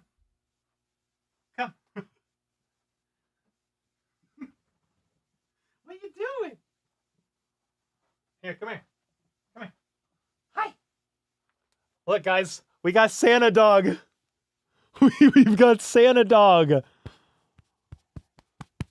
See? We got her ready for Christmas. She's all ready. I told you. She was ready for the Christmas stream. Casey, what are you doing? Say hi, guys. Good girl. Yeah, man, we got Santa Dog in the house. Had to. Dream with the 2. Think Denver is just looking ahead. This is wild. Yeah, probably a little bit. They probably just want to do as little as possible to win this game and then move on to, who do they play next? Maybe the Chargers. Obviously, that's a much bigger game. Casey's back laying down. She's like, why did you just call me to pick me up? Why'd you just call me to pick me up?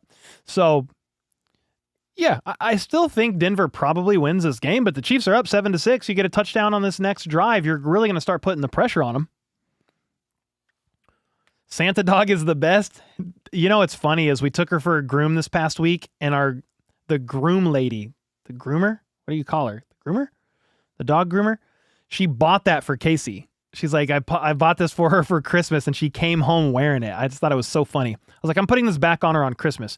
When did I get this helmet? The Iron Man helmet? I got it in the mail last week, I think. How do I spell my dog's name? K-A-C-I. Jennifer with the 10 bomb said for Casey treats. Let's go. Duchess with the 21 months. Heck yeah. Thank you so much, Duchess. And then we've got Huckleberry with the 24 months, the 2 years. Let's freaking go tier. Come on, man. Okay, so I do want to raid Brandon Perna. He's streaming right now. And he's doing a fundraiser today. He's trying to raise 100,000 for Solving Kids Cancer. The charity there. The link is in the top of his description.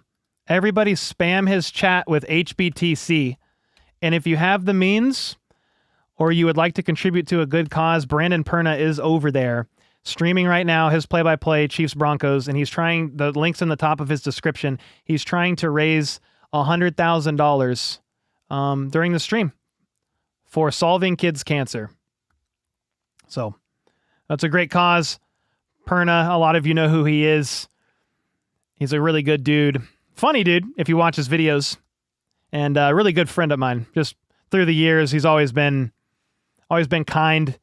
He's always given me advice, even when I was early on in my YouTube journey. And he's a really good dude. I think we can get Jeremiah Love? Maybe. We'll see. We'll see what free agency brings first and then kind of go from there. HSM. Fan Girl Gaming with the membership. Let's go. Man, before doing this YouTube channel, I did try to stream Call of Duty. And I tried to go that route. I'm just not that good. But I do love playing video games. A groomer? Yeah, she got groomed. Like, isn't that what you call it for dogs? I know for people, that's a really bad phrase. Like, that's not what you want. But for dogs, they get groomed.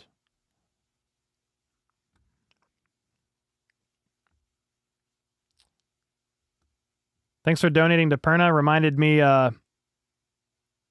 you stream too. Oh yeah, what's up, Vic? Yeah, I told everybody to go raid Perna, say HBTC, and then if they have the means, go ahead and to get behind the Solving Kids Cancer. Go ahead and get behind that. And I mean, at the end of the day, man, this is just a game. But you want to talk about like real life stuff, kids dealing with cancer? I mean, shoot, I'm down to contribute for that all day. FLDB's back, so if you're fine, I'm gonna let you take over and I'm just gonna run to the restroom real quick before the second half. I might get a beer too. Why not? Yeah, I made a latte. Hope everybody's having a good time. I mean, we're winning. Really unexpected. We did not expect that. So we're gonna hopefully get the second half and come out here. Let's get a drive in. Let's get a touchdown. Why not? Get Kelsey that touchdown. That'd be really cool if we can get that. Who's our D-line coach? I don't remember his name. But I don't think the D-line coach is the issue. It's more personnel. I mean, you can't really do much with the personnel we have because we have no edge rushers. I mean, you have George Karlaftis who gets pressure, but the numbers show he doesn't really finish the pressure and get sacks. So Joe Cullen. Yes. Sorry, I had a blank moment there. Merry Christmas, Ocean Girl. Yeah, Joe Cullen. It was our running back coach. Our running back coach, I believe, is a wide receiver coach from his past. I don't like the way our lower coaches are set up. I think we do need a retooling of our lower coaches just to match and help our position players actually get better. You know, like for our wide receivers, we need to run better routes. Right now, it's a lot of clearing out to get people open, and that comes down to scheme too. But they definitely should try to improve that. So, would you rather have a higher pick or Xmas win? At this point, I would rather have the Christmas win. Why not? Let's do it. The difference that the draft pick would make is maybe 1 or 2. It's not really a huge difference from having a win. And that also depends on the rest of the teams that need those picks as well. You know, if they win, that goes to, you know, they'll go up and have higher draft picks as well. Is Mahomes on the couch drinking? No, Mahomes is in the booth, actually. He's at the game. He's drinking water. I don't think he's allowed to actually drink at the game whenever he's still... Well, he's probably on pain meds. Right, and I but wouldn't maybe do you that can't either. drink at the game either? But he's probably on pain meds with the knee. He's probably feeling. Don't make those. Yeah, he's probably feeling good. Feeling good anyway. Whoa. But yeah, Todd Pinkston is the running backs coach. Connor Embry is the wide receiver coach. But I think you either need to move Todd Pinkston, who's a former NFL wide receiver, to the wide receiver coach, get rid of Connor Embry, and then get a real running backs coach, or you got to do some shuffling there for sure, in my opinion. Casey with the 20 bomb said, Christmas miracle, let's freaking go. Hey, man, maybe. It could happen. Now, I want to look just real quick. They're about to start the second half. First half, though, Chris Oladokun was 5 for 9 for 27 yards and a touchdown. Pacheco's the leading rusher, 8 carries for 29 yards.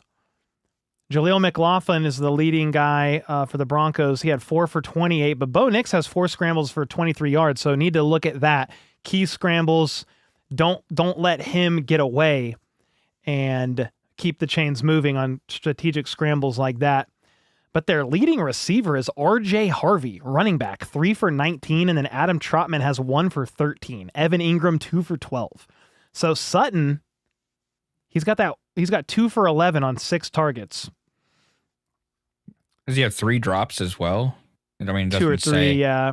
The Broncos are 5 for 9 on third down. So the Chiefs are 3 for 6. I'm trying to look at what else. 0 for 2 in the red zone. That's probably a big story of this game for the Broncos. They've made it deep into Chiefs territory a couple of times, but both of those times were held to field goals, so credit the Chiefs defense for that, and then obviously for the turnover. The Broncos are losing the turnover battle. They are winning the time of possession by double, 19 minutes to 10 for the Chiefs. All right, really, it's 19-17 to 10-43 if you want the exact math. Penalties, 2 on the Broncos, 0 on the Chiefs, because it's rigged, man, for the Chiefs to win this game. I'm just kidding. Is it rigged for the Chiefs still? No, I don't think so, actually. No, man, it's been rough against us this year. It's crazy. Sutton is on our payroll tonight, is what somebody just said.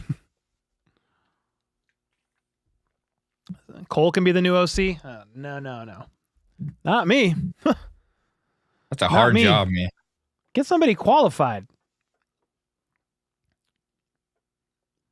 Why'd you pick the Broncos to win on underdog? The Chiefs are going to win.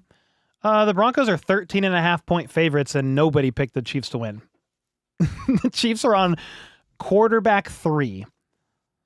Rice is on IR. McDuffie, Jalen Watson's on IR. They're on offensive tackle 5 and 6. I don't even know. 4 and 5. Esa Pole and Jason Chu-Godric. So I'm still not actually confident the Chiefs win this game, but I'm going to root for them. I mean, you guys haven't heard me upset that the Chiefs have been making plays because I'm a Chiefs fan. Yeah, if the Chiefs win and prove me wrong, they're going to prove 98% of the populace wrong. I'll take it, though. Those Kansas Redlegs are looking good. Kansas Redlegs, please no. No, man. They'll stay the Kansas City Chiefs. Ooh, I'm seeing the new Fallout trailer right now on this commercial break. I binged the first season. I can't wait. I think it's out now, season 2. But I haven't seen it yet. I'll watch it soon. You're my favorite YouTuber? Dude, thanks so much, man. Let's go. There's a lot of good YouTubers out there, so that means a lot. 2 episodes are out. All right. Yeah, Fallout. I played the video games growing up, and I was like, I'll give Fallout a chance because people were speaking really highly of the show. I started watching it, and I was like, whoa, this is fire. I ended up binging it because I think by the time I started watching it, or did they drop it all at once? I can't remember. But by the time I started watching it, it was all out. I just binged it so fast. Yeah, it's on Amazon Prime. What network has Fallout on? Yeah, Prime Video. Thanks for all the kind words in chat, man. Revenant said, with the 2, said, why are we winning? I don't know. Cowpoke, thanks for the 2 bomb, man. And then we got Kyle with the 29 months. 29 months. Sorry that you're not getting any gifts for me this year, dude. No worries, man. Enjoy the vacation. You have a new hobby as a caregiver for women with age regression, and I love it. Dude, let's go, Kyle. Heck yeah, man. We'll see you in the next Zoom call. Sorry you didn't get a chance to speak before you left. I missed your comment in the Zoom, and you left, and I was like, wait, where's Kyle? And they're like, yeah, he had to go. And I was like, no. We're about to start the second half, ladies and gentlemen. Bo Nix was 13 of 22 for 86 yards and an interception.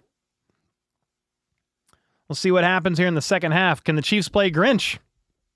Can they play Grinch? Head is looking super shiny. Why, thank you. I mean, I don't know. I just shaved today. No new wax. I don't really do anything. Just shave my head. It is looking kind of shiny, though. I got that good skin, man. Joking. All right, let's get it going. Stop talking about my bald head. The kick is up.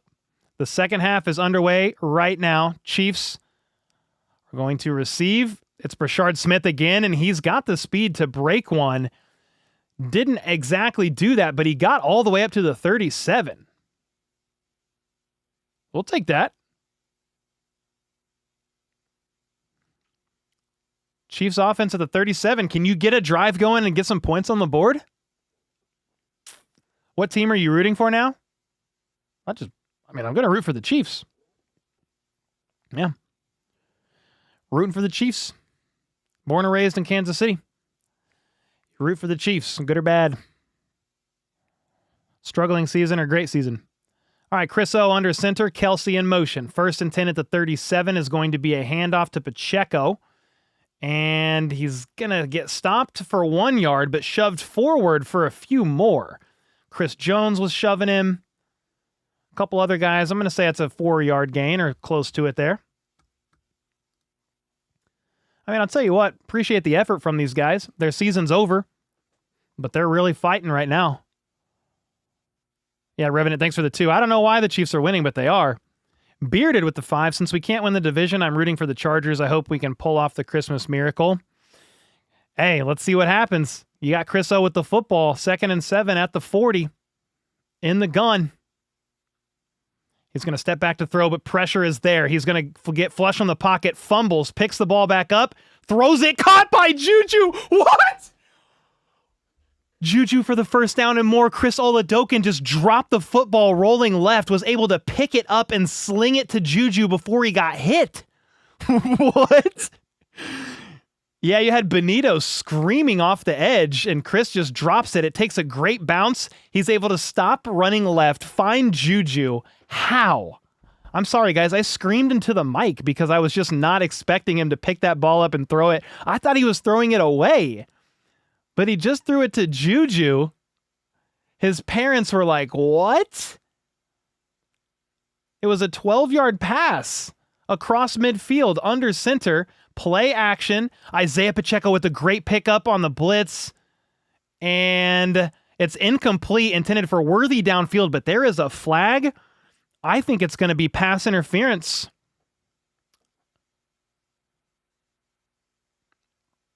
That's pass interference on Pat Surtain II. Arguably the best corner in football with a rare call there. Worthy, it was a deep shot to Worthy. What a pickup. Did you guys see that blitz pickup by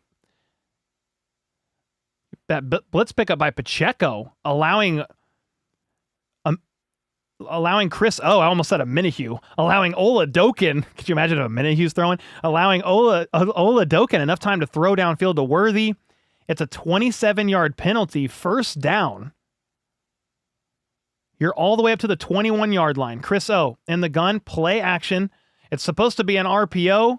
He's going to, oh my God, run left and get sacked for a loss of 10. You've got to throw that away, brother. It was an RPO, and the original, he didn't like the throw.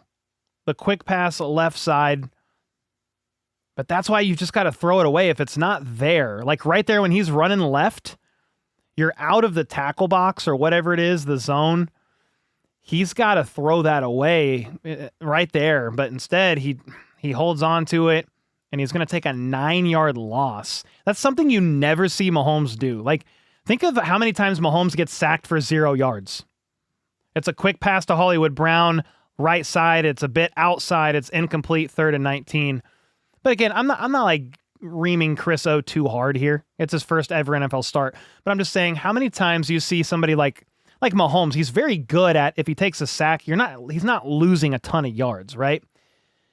And a lot of times he's like doing the weird like scramble up into the pocket, and he'll take a sack for like a loss of 1 or for no gain. And that is obviously way better than a loss of 9. Chris O will learn from that, but it's 3rd and 19. You're backed up to the 30 now. Still in field goal range. 3 seconds on the play clock from the shotgun. 3 out wide to his right. Kareem Hunt with a nice pickup. It's a screen to Juju that loses 5. Dude. If Butker misses this field goal, it's because they've lost 14 yards on 2 plays. Why a screen pass to Juju, dude?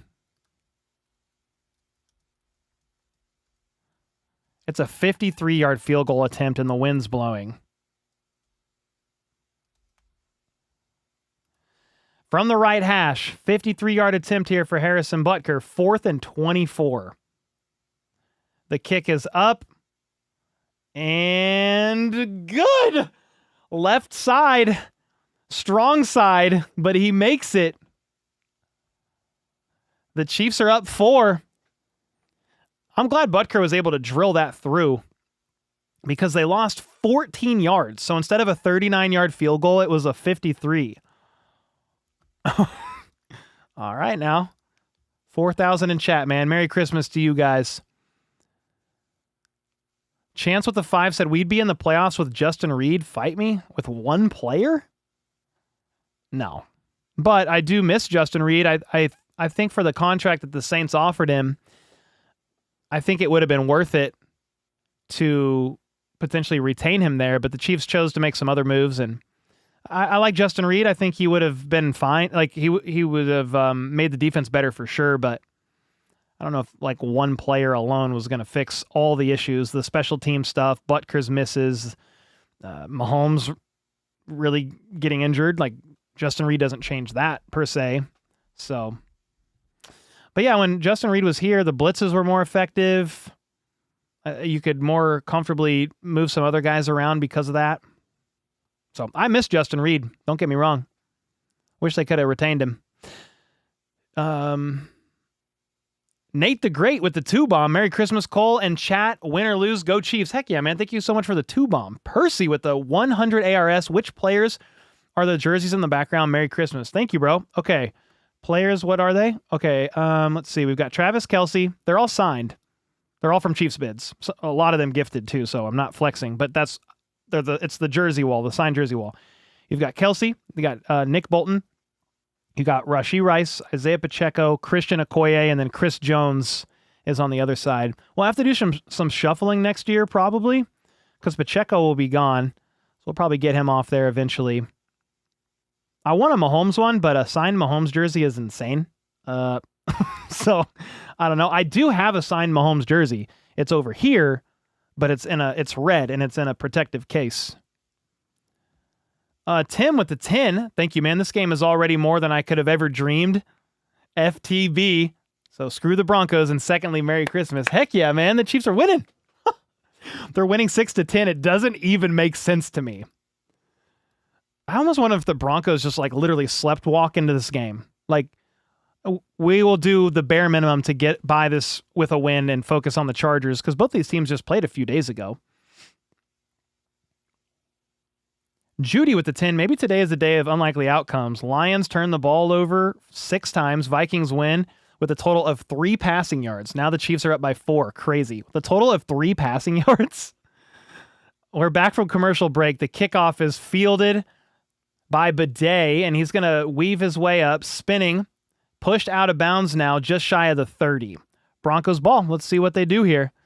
Judy, thanks so much for the 10 bomb. Tim with the 10. Perry with the membership and the dono bomb, or different Perry, actually. We got Perrys all over in chat.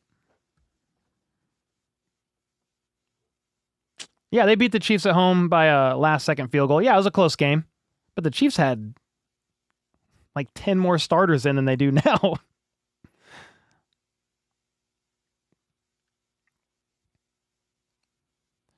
All right. At the 28, you got Bo Nix under center. Takes a snap. Going to hand it off here to RJ Harvey, and he's going to get stonewalled. No, he is not. He's going to break a tackle from behind the line of scrimmage and shoot forward for 5 yards. Who missed that tackle? Who was that? Was that 27? Was that Chamari Connor? I didn't see the number. What was that? He had him for a 2-yard loss. Yeah, it was a great second effort by Harvey for sure. Oh, it was Noel Williams? Dang, yeah, you got to wrap that guy. You got to wrap him up, man. He had him hit 2 yards behind the line of scrimmage. Couldn't finish. 2nd and 5. Great effort by Harvey. Troy Franklin in motion. Nix wants to throw a quick pass, and he does to Sutton for 6 yards. Sutton goes like this to his helmet, like, hey, Fulton hit me here. No flag. First down, Broncos. See, Nix could have either thrown to Troy Franklin or Sutton. He fired to Sutton for the first down here. 1st and 10.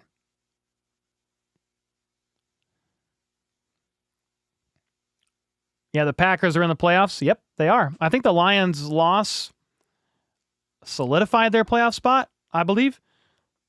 1st and 10 from under center. It's a handoff, I formation. McLaughlin, left side, bounces, shimmies inside, makes a couple people miss, and gets about 6 yards. Any chance QB3 becomes QB2? Maybe. Chris Oladokun season next year? It's tough to know. I'm curious if the Chiefs take a little bit bigger of a swing on a more solidified backup, just with the chances of Mahomes not coming back to start the season, rather. But we'll see. Chris O is definitely playing well so far. Let's see how he does the last couple of games here.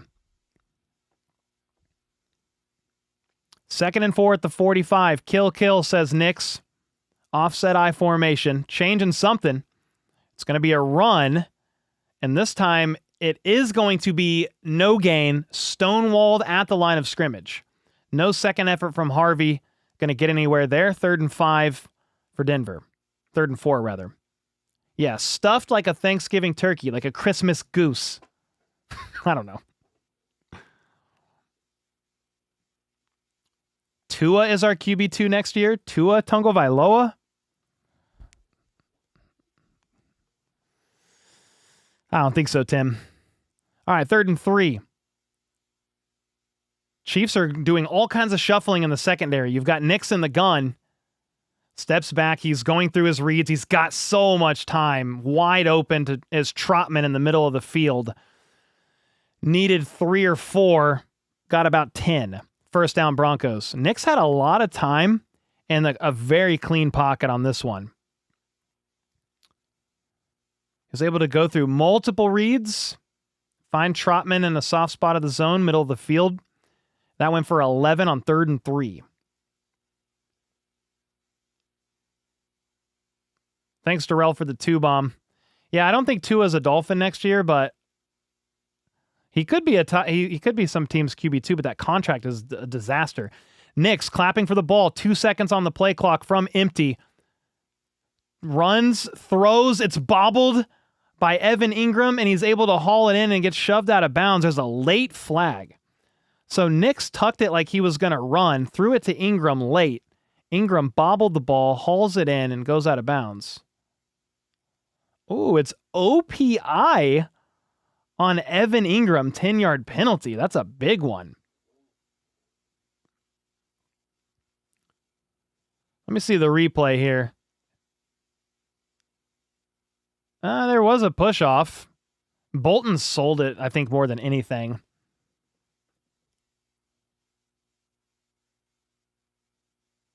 Dude, I think honestly what happened there is Bolton kind of fell, like slipped. It was like the Nico Collins call that wasn't a call a couple games ago against the Texans on Noel Williams. Bolton kind of slipped when Ingram pushed off, and it looked like a worse push-off in real time than it actually was, and he got flagged for OPI. So it's 1st and 20. Nix fires, diving, caught by Sutton for 20. Wow.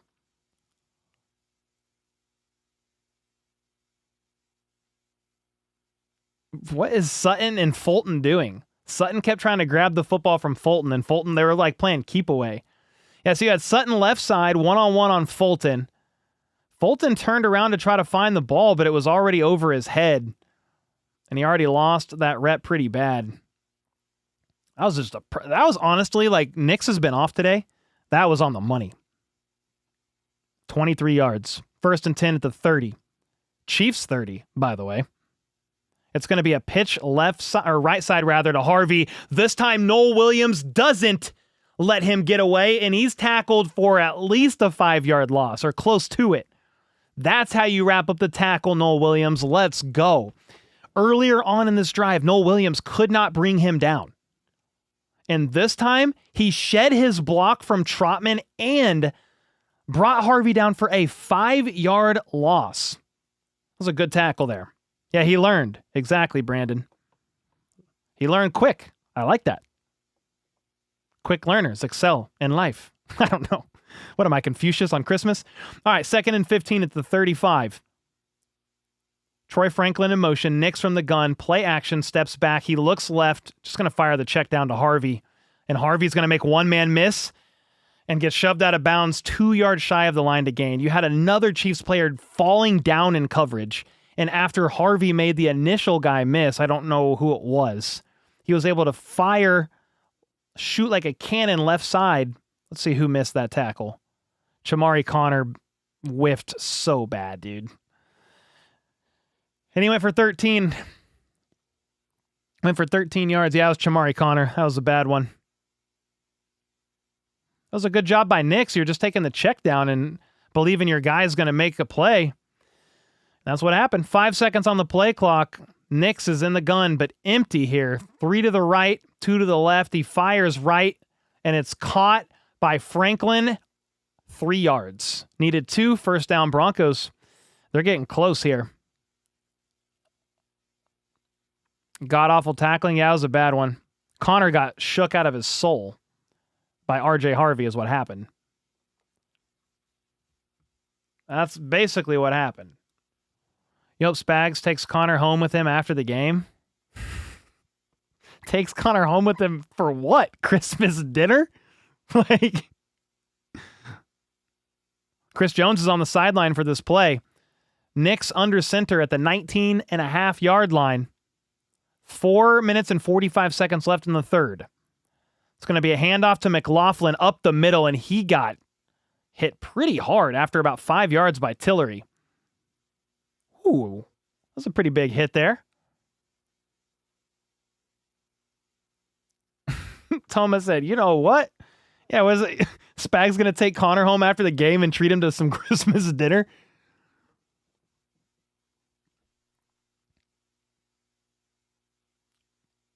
All right, all the way down to the 16-yard line. The Broncos are trailing by 4. Pretty big play. Some big plays here for the defense. Under center, play action. He's rolling right, and he's got time. He's just going to run for 3 yards out of bounds, but there's a flag on the play, I believe. Never mind. False alarm by Al Michaels.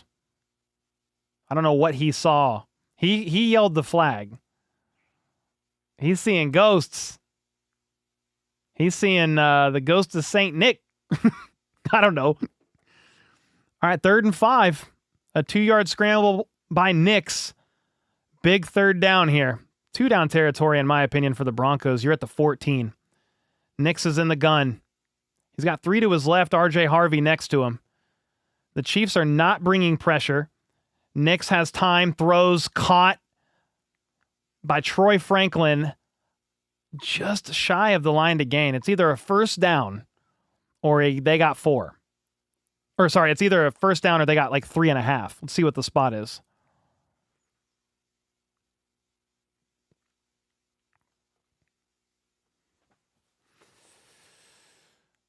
Let's see. You had Franklin with a little bit of a push off on Connor, but Connor wanted a flag, but it's 4th and inches, but the play's getting blown dead. Why? Like,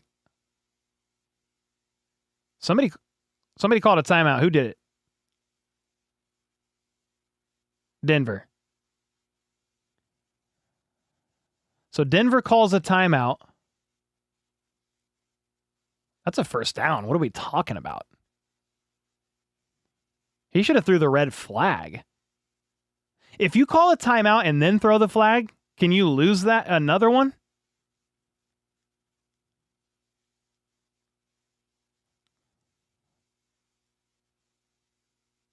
Oh, it's where he gets touched?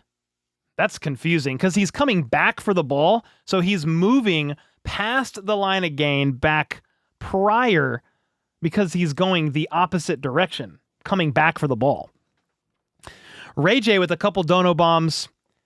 He said, I can tell you don't care about this game because you are sitting in your chair. You always stand when it matters. By the way, I visited Perna, but even as a Broncos fan, I came back. You're the best. Well, dude, thanks so much for the premium gas. I typically sit during the third quarter, and I'll stand during the fourth. I stand for the first half, sit for the third quarter, regroup, then we stand for the fourth. Fourth and inches. After all that, if you don't convert, this is massive. Do you just sneak it? Nix is under center. They're going to try to draw him off sides? No, he's going to sneak it. He got it. Left side, and he got it for sure. You know what's interesting? I don't know how many teams do this, but I notice it with Denver. You've got Knicks. They go on like these different counts. Hut 1, Hut 2, Hut. So they'll do that, and they'll do it in different timing, obviously all game long. Well, they just immediately went on Hut on this one, just quick. First and goal. Yeah, Ray J, thanks for the kind words, brother. And the 10 bomb. You're the freaking man, dude. All right, first and goal at the 9. You had Mims in motion. Nix is pointing out something, either from a protection standpoint or coverage, but he's got 1 second on the play clock. 0. He gets it off. There's no whistle. He's going to scramble left, up into the pocket, barrels his way through for a touchdown. You've got to be kidding me. What a play by Nix. How is that not a delay of game? It can hit zeros. The ref then looks to see if the ball's snapped, and if it doesn't move after that, they'll throw the flag. Wow. Nix just had one of those. It was kind of like we've seen Mahomes do stuff like this where, I mean, that might have been, was that a design run the whole way for Nix is my question. Because was he even trying to read? Fights through contact on Jaden Hicks and plows his way in for the score there. 9-yard touchdown run. Weaves his way up to through the left side there. It is now extra point good. 13-10, Broncos up by 3. Remember, they came into this game 12.5 or 13.5 point favorites. Yeah, I think it was a designed run now that I'm looking at the replay. As soon as he took that ball, that snap, it's a delay, right, to almost sell a pass, but it was a run. He plowed through Jaden Hicks for the touchdown. Nefarious with a 10. Well, us having 11 starters out and this game is this close, I guess you can have to chalk it up to it's a divisional game. Anything can happen, including making the Chargers a number 1 seed. Holy wow, said Nefarious with a 10. Yeah, the Broncos are a weird team. They'll pretty much just do what's enough to win. Remember a while back, they barely beat the Raiders? Do you guys remember that game? I mean, they barely beat the Raiders. And we're over there going, what is up with the Broncos? What is this team? Because the Chiefs beat the Raiders 31-0. Well, then the Broncos and the Chiefs played, and it was a tie game, or a close game, and then the Broncos won on a walk-off field goal. So it's like the Broncos can kind of turn it on, but they can also, and they've done it a bunch this season, they'll play down to their opponents. They have a bunch of one-score close game wins. Ball Dragger is another Broncos fan in chat. He said, thank God. Yeah, something like that, I guess. I don't know. I mean, it's like, if the Chiefs win, that's crazy. Couldn't believe it. I would be absolutely shocked. If they lose, they're one step closer to a better draft pick. That's how I'm kind of looking at it. They barely beat the Jets. Yeah, that was another team. There's weird ones. Yeah. The Broncos have had a bunch of weird games. They barely beat the Raiders, but the Jets game was a super weird. It was like 13-11. They beat the Giants 32-33, but didn't they score like 31 points in the fourth quarter or something stupid? They beat the Cowboys 44-24. They beat the Texans 18-15. They beat the Raiders 10-7. That's what I'm talking about. They beat the Raiders by 3, And then they beat the Chiefs by 3. They beat the Commanders. They beat the Raiders again by a touchdown. They beat the Packers by 2, or by 8, rather. That was a good win. And they lost to the Jags. Yeah, they've only lost to the Colts when they were hot early. The Chargers by 3. Won 11 in a row and then just lost to the Jags. They beat the Eagles. Texans. Raiders twice. Packers.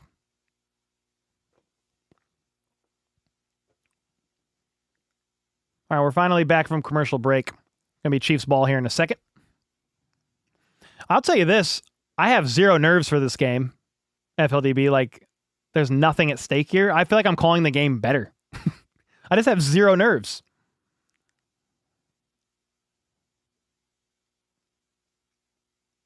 Yeah, shouldn't lose at home. Fans hate that. True. I mean, they're trying. Chiefs are trying to win here. That kickoff is going to bounce out of the back of the end zone. Touchback, Chiefs ball at the 35. Jill with the 50 bomb. Happy holidays, Cole and Chiefs family. Thank you so much for the 50 bomb. There's like been a lot of 50 bombs today. No, I appreciate you guys. Thank you, Jill, for the 50, the kind words. Hope everybody's having a great holiday, as great as they can have. I kind of went into this game like I'm already numb. Like you can take nothing from me. Pain-wise. Connor is bad but keeps playing. I think Connor has a bad rap because Spags kept playing him in the slot, and he's like a fine safety. He's not a slot corner. But yeah, he had a bad miss there, no doubt about it. He's had misses off and on all season. To be honest with you, I don't know how to sugarcoat that one. He's better at safety, though. All right, here we go. 35-yard line. You got Chris Oladokun under center. Worthy in motion. Hand it to him. Oh, they do. Jet sweep to Worthy. And he gets 0 yards. Don't hand it to him ever again. Don't ever listen to me on this broadcast. Ever. Went for 0 yards. Never mind. They've been setting that jet sweep up all game long for 0 yards. I mean, if Worthy makes that one-man miss, he's got some room. He couldn't make him miss, though. My bad, guys. I'll never tell them what to do on a play again. Because that was not good. I guess they gave him a yard. I don't know how. Who's the QB? Chris Oladokun. He was on the practice squad a week ago. From the shotgun and offsides on Nick Benito. I think he was trying to time that. Yeah, Nick Benito was trying to time the snap, and I mean, he's the speed rusher. He was just early. 5-yard penalty. It's Cole's fault. Yeah, I said hand it off to him. I was feeling it. I was like, yeah, hand it off to him. That's going to be a good one for half a yard.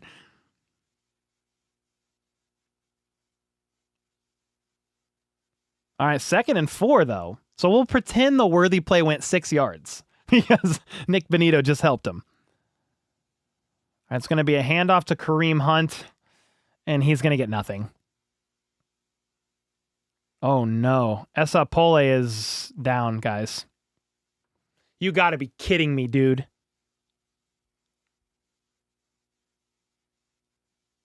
Is he getting up? I think he got up. It showed him on the ground, and he was trying to get helped up, and then they cut away from him. He got up. Okay. Whew. I was like, bro, Esa Pole is like left tackle number 4.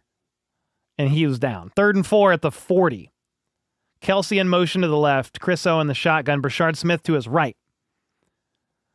Broncos are showing a lot of pressure. 1 second on the play clock. Low snap. Fields it. Quick pass to Brashard Smith, and he's blown up for a loss. What a tackle by PJ Locke. Safety. If Brashard Smith makes that man miss, you've got room. But the Broncos get paid too, and that's a tough one. That's the end of the 3rd quarter, and the Chiefs are going to have to punt down by 3. The Broncos are basically an upgraded AFC version of the Panthers, said Tim with the 20. An upgraded AFC version of the Panthers. I mean, I haven't watched the Panthers enough to be able to know. But I think that the defense of the Broncos are top 3. I don't know where the Panthers rank anywhere. stats wise, but they're like they're like just above 500, but a lot of close wins. A lot of close wins. Bad play calling on that drive. Sick of their play calling. Bad play calling. Yeah, let's see. You had jet sweep to Worthy.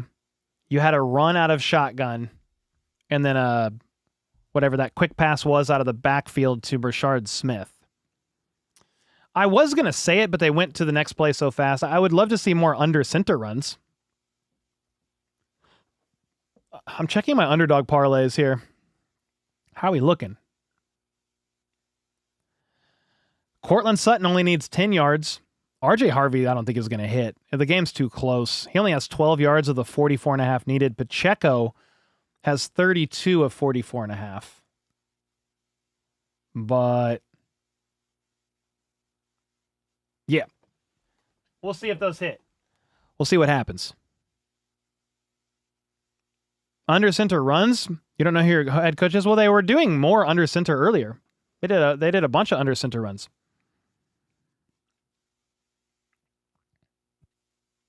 I think the D has figured out where passing behind the line. I know this game doesn't matter, but this effort on the offensive side is so boring, said Dream with the 5. Yeah, thanks for the 5. It was always going to be tough. You don't have Rice. You don't have Thornton. Worthy is there, but is he really? He's not right. I can't believe they haven't shut Worthy down to get healthy. They shut all these wide receivers down that are injured. You're not shutting Worthy down with the shoulder and the ankle? He doesn't look right at all.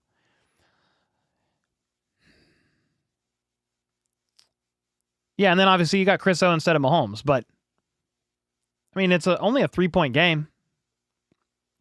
Could try to target Kelsey a little bit more.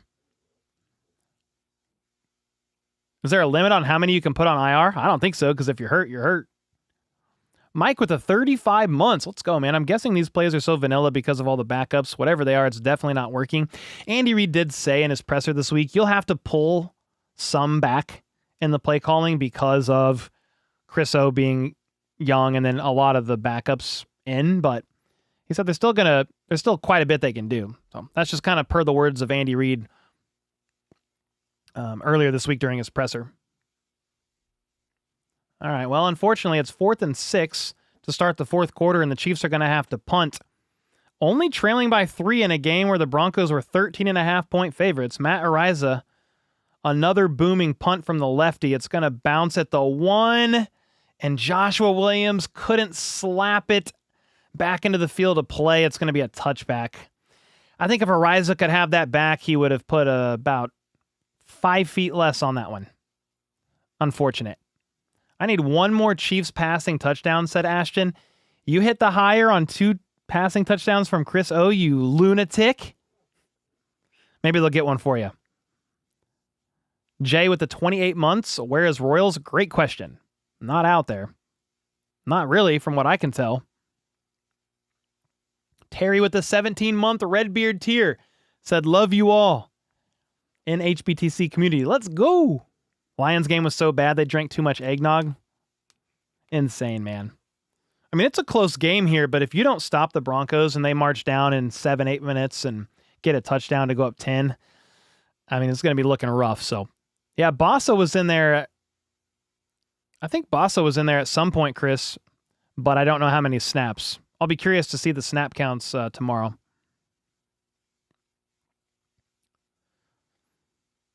Cole, how are you feeling about the stadium move? I mean, since time has passed, I'm fine, but I was definitely disappointed in the moment. I get it. Like, that offer from Kansas is crazy. You get a nice brand new stadium. You'll have state-of-the-art everything. Or state-of-the-art everything. I said ark, like Noah's Ark. State-of-the-art? State-of-the-art everything. I grew up on Kansas and Missouri, so I was born in Missouri, lived in Kansas till I graduated high school, and I've been back in Missouri since after high school. Arrowhead is iconic. I didn't want to see it go. I was a Jackson County resident. I voted yes to keep the stadium tax going. It didn't pass because the plan sucked. So I get it. But it's unfortunate and a disappointment. But I'm not going to, like, they're moving to the Kansas side of Kansas City. They're still the Kansas City Chiefs. It's going to be fine. You still have 5 years at Arrowhead, so it is unfortunate in my opinion, but it's fine. Yeah. I mean, when you look at the deal that Kansas offered the Hunts or Clark Hunt and the Chiefs to move over to the Kansas side, it's insane. I don't even know if Missouri could have matched if they wanted. It was crazy with the star bonds and what they were able to do. It's one of the most unprecedented stadium deals I think ever. It's crazy. Chat is unhinged right now. Somebody said, "Daddy, we suck." What the was that, dude? All right, we back from commercial break. Let's go. Are you going to be covering the playoffs? Even though I won't be in them, I hope you do. I will watch. Yeah, Ray J, 100%. We'll stream a lot of the playoff games. Yes, sir. Definitely. Thank you, man, for the 5. All right, at the 20, Bo Nix in the gun. He's got trips to his left. RJ Harvey also to his left. It's going to be a quick pass to Mims, left side. And that is what you want to see in a bubble screen to a wide receiver. You want to see it go for about 6 yards. That's what just happened there with the Broncos. Chiefs would have lost too.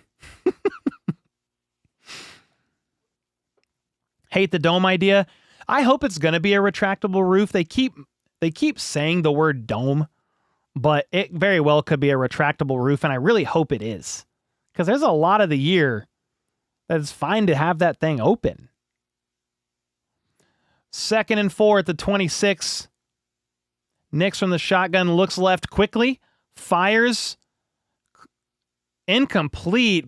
It was targeted to Sutton with Christian Fulton in coverage. There was a lot of contact, but no flag. 3rd and 4. Hey, 3rd and 4. If you can get the Broncos off the field here. This will be big. If the Broncos lose tonight, they only have a 7% chance at the 1 seed. 62% with win. Wow. 3rd and 4. Nix once again in the gun. 2 to his right. Chiefs bring pressure. Bolton blitzing. Quick pass. Caught for the first down. Dang. Michael Bandy, the guy that doesn't really catch many passes, caught another one. He was lined up in the slot, left side, just running a little out route near the line to gain, and Bo Nix was right on target.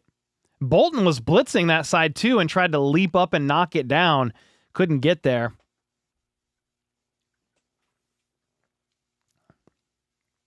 All right, 1st and 10. Only up by 3, but you're at the 32. In the pistol. Hands it off to Harvey. Bolton with the tackle, gain of about 2. Why is Bossa not playing? Great question.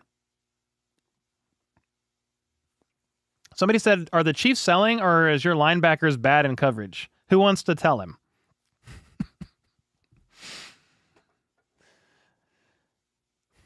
I mean, on that play, I don't know if that was Drew Tranquil on Bandy. I don't know who that was. But, yeah, the Chiefs do struggle in the middle of the field. 2nd and 7, under center here at the 35.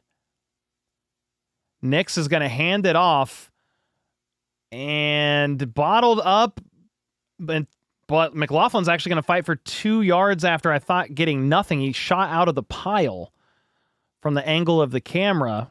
Gets about maybe 2 is what I'm going to call it. All right, 3rd down again. 3rd and 4. Let's get a stop here. Nick Bolton, hands on his head, receiving the play from Spags, directing the defense as Bo Nix and company take to the line of scrimmage. 3 options left side, and Trotman is moving all around. Nix is trying to change something up. He's got 1 second on the play clock. 0. Gets it off. Chris Jones is going to get to him. Sack. Big old sack from the CEO of Sack Nation himself. That's 4th down. Broncos got a punt. All right, we standing now. Chris Jones was lined up against the left tackle and he just bullied him all the way to Nix. Nix tried to step up, and Chris Jones flung the left tackle aside and made the sack. What a play by the CEO of Sack Nation on 3rd down. getting it done, getting the defense off the field here, and forcing a Denver punt with 11 minutes and 15 seconds to go in this game. Chiefs trailing by 3. All right, punt is up. Brashard Smith is back to receive it at the 10. Please house this. He cuts, makes one man miss. He's up the left side. He's at the 40, 50, 45. Holy smokes! What a return! Wow. Brashard Smith might be the team's punt returner next year. That is something Nico Remigio has not done all year long. That was a 45-yard punt return. Let's go. Yeah, Brashard Smith punt returner in 2026. Let's go. What? That was fire. If he would have housed it, I think I would have lost my mind. He's going to house it. That was pretty good. That was a good punt return. Connor definitely has some dirt on Spags or something. Maybe. Spags always has his guys that he likes to play even if they struggle. What a return. Up the left side. He's got the speed. Like, Nico just doesn't have that. He can't hit that third gear, that fourth gear. Brashard Smith, he's a fast guy. Are Broncos fans in panic mode yet? I wouldn't be if I was a Broncos fan, personally. If the Chiefs score and go up 4 with 5 minutes left in the game or something, you could be a little nervous, but let's see how this drive goes here. That was a great return.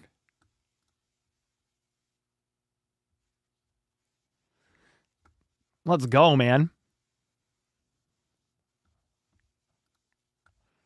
Zaman or Zaman, thank you so much for the membership.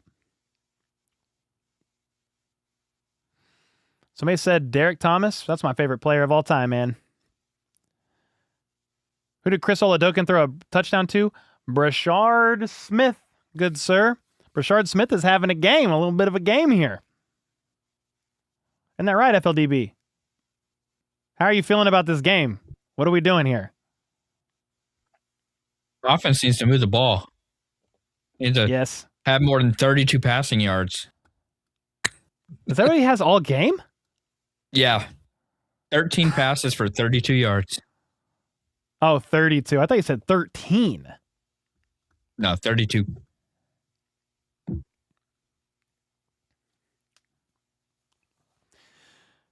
Well, yeah, you need a little bit more than that. But we just saw the Vikings won a game with how many passing yards? Anything is possible. Chances of Brashard Smith being RB1 next year, ignoring draft picks? Nah, I don't think so, Tim. I just literally said, because his name's Tim, just thought of Tool Time. Or Tim the Toolman Taylor. I don't think so, Tim. I don't think Brashard Smith is RB1 next year, but I could see him in that Jerick McKinnon role eventually here, where he's kind of your receiving back. If he can catch up, learn the protections pretty well in pass pro, Brashard Smith could be your dynamic third down back and also use him in different packages. Out of the pistol, Chris O pulls it, wants to uncork it. He's going to get flush on the pocket, avoids a sack, runs up, flings it to Juju at the last second for 10 yards on a crazy scramble drill. Chris Oladokun, he's like Bambi, like a deer that like doesn't have his legs fully under him. He's like stumbling around back there on that. But he was able to somehow make 2 guys miss. What? Okay, never mind. The replay was insane. A no-look sidearm sling, and he did not look like Bambi at all. That was crazy. That was a hell of a play by Chris Oladokun for 9 yards to Juju. He's going to hand it off to Kareem Hunt, and Hunt's going to barrel his way forward for 4 yards. I mean, if Chris Oladokun keeps doing this stuff, he's got to be considered in the QB rotation next year. Not against Mahomes. I'm just saying consideration for who fills in for Mahomes if he can't play, because he was not Bambi back there. When I saw the appropriate angle, he instinctively made 2 guys miss, ran up into the pocket, kind of no-looked a sidearm sling to Juju. That was crazy. Let's go. 1st and 10 at the 32. Under center. Hands it off to Kareem, and he gets a yard. Whew. Tough sledding. Where's Pacheco? I haven't seen him out in a while. Is he hurt? Kareem Hunt got up slow there. Yeah, where's Pacheco? I haven't seen them mention anything, but he got looks early. Oh, Pacheco's out now. Okay. As soon as I said something. Chiefs fan with the 5. Who did Chris Oladokin throw a TD2? Yeah, I got you on that. Got you on that. It was Brashard Smith. Tim with the 10. Chances of Smith as RB1 next year? I don't think he will be, to be honest with you, but I think he'll be more used, hopefully. 2nd and 9. Chris from the shotgun fakes the screen to Brashard Smith, throws it again anyway, and it gets batted away. It's 3rd and 9. Nick Benito with the hit. Andy Beasley with the 2. Is that touchdown from Oladokin Smith, both of their first? Yeah, Chris Oladokin didn't throw a touchdown last week, and I don't think Brashard Smith has scored. So, yeah, both of their first touchdowns in their NFL careers. You don't like the quick passes to Hunter Pacheco, not many yards. Yeah, they're trying the quick passing game as an extension of the run, but it's not working great. Chances of Broladokin, I like that, Broladokin, as QB2 next year. Hey, it's possible, Tim. That's more likely to me. 3rd and 9 from the gun, 2 seconds on the play clock. It's going to be a screen to Brashard Smith, and he can't shake him loose. It was actually a well-designed play call. If he could have got away there, if he could have got away from Roach, that would have gone for some yards. Chiefs are going to try a field goal to tie it up, though. So on 3rd down, you had 3 out wide to the right, window dressing to set up a little slip pass to Brashard Smith that only went for 2 yards. But you get by Roach, that's going for some yards, but he wasn't able to. 47-yard attempt from Butker from the left hash. The wind's blowing a little to the right, but it's right down the middle for Butker. That was a great kick. It's a tie game. That's a tie game. Yeah, so Tim, you saying what are the chances of Oladokin being QB2? I think those are higher chances than Brashard Smith being RB1. If Chris keeps playing well, you've got your in-house guy as QB2. Give him another offseason under the belt and let him go. Now, I do think he's making some kind of young guy mistakes. It just kind of depends to me on how Mahomes is progressing and rehabbing. You have to take a calculated risk because you're not really going to know by March if he's going to be ready by the season. So the question is, do you want a more bona fide veteran, a more solidified veteran to be your QB2 and kind of take a bigger swing on a guy that you wouldn't normally, just in case Mahomes has to miss, let's say like the first 4 games, Mahomes isn't ready. Are they going to roll with Chris O? I mean, maybe he's showing signs of promise, but it's definitely an interesting conversation. Chiefs with the 2. They need to fire Nagy and Tobe. They wasted 24. Brashard Smith, maybe. When you say 24. I think Tobe should be considered to go. I think the special teams unit has just been really bad all year. Inconsistent. So many penalties on the return game. I don't think Tobe's going to go, but I would be for it potentially. You need a shakeup sometimes. Nagy, I think, should go. Yes.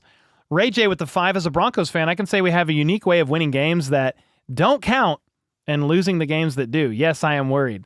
Well, we're about to see. It's a tie game right now. There's 8 minutes left. The Broncos got 2 timeouts. The Chiefs got 3. You got the 2-minute warning. There's a lot of game left here. Zaman with the 5. Been watching the past couple of seasons and figured the membership was a good Christmas gift for myself. Let's get this and make them donkeys cry. Well, thanks so much for the membership and the $5 super chat. The fact that you have been enjoying the content for a couple of years, man, it means a lot to me. So Merry Christmas. Glad you guys are all here. Abstract with the 5. If only we didn't wait to get Smith involved on offense and Noel involved on defense. I think Noel Williams got involved a little bit sooner, right? He got involved sooner than Christian Fulton, which had a lot of people confused. Now, Brashard Smith, he's still not being used in between the tackles, guys. So they're still not running the football with Brashard Smith, but getting him involved on special teams, they kind of have to today out of necessity, but I think he's shown promise. He could be your returner next year. He was already helping with kickoffs, but I think he could be your punt guy. He needs more experience, but keep it going. Joe Delaney was your favorite. Rest in peace, man, to Joe Delaney. True hero. For sure.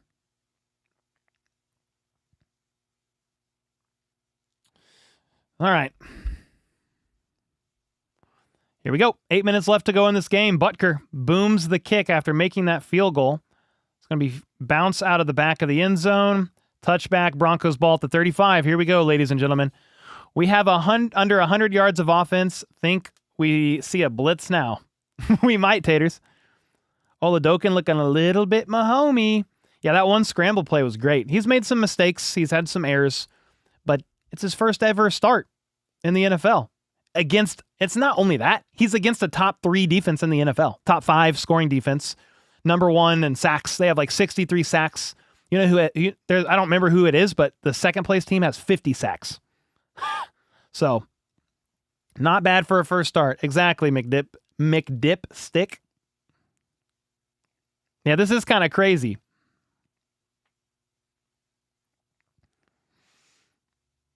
Somebody said it's stupid for the Chiefs to be playing starters. Yeah, they want to win. They're not playing as many young guys as we thought they would, that's for sure. All right, 1st and 10 at the 35. Mims in motion, Nix in the gun. It's going to be a fake handoff to Mims. Nix is going to step up and just check it down to Ingram. But Ingram's going to get 6 yards. That's kind of the difference that I'm seeing in this game. If Bo Nix checks it down, they get 5. If Chris O checks it down, they get 1. So some of that's the defense and like the Broncos just flying downhill. Maybe the Chiefs offense being a bit predictable at times, but you're down multiple guys, multiple tackles. You're on QB3. So I get it to some extent, I guess. It's tied 13 with all that being said. 7.5 minutes left at the 41. Nix is going to hand it off to Harvey, and Harvey is going to get stopped by Bolton about 2 yards shy of the line to gain. Needed 4, got 3 maybe. Yeah, they're going to say 3. It's 3rd and 1. Is this Kelsey's last game? Potentially his last home game, but I don't really know. The offense hasn't done too much. I mean, the receiving looks insane. Juju Smith-Schuster is the leading receiver, 3 for 16 yards.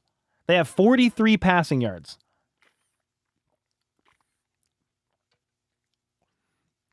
Third and 1 for the Broncos.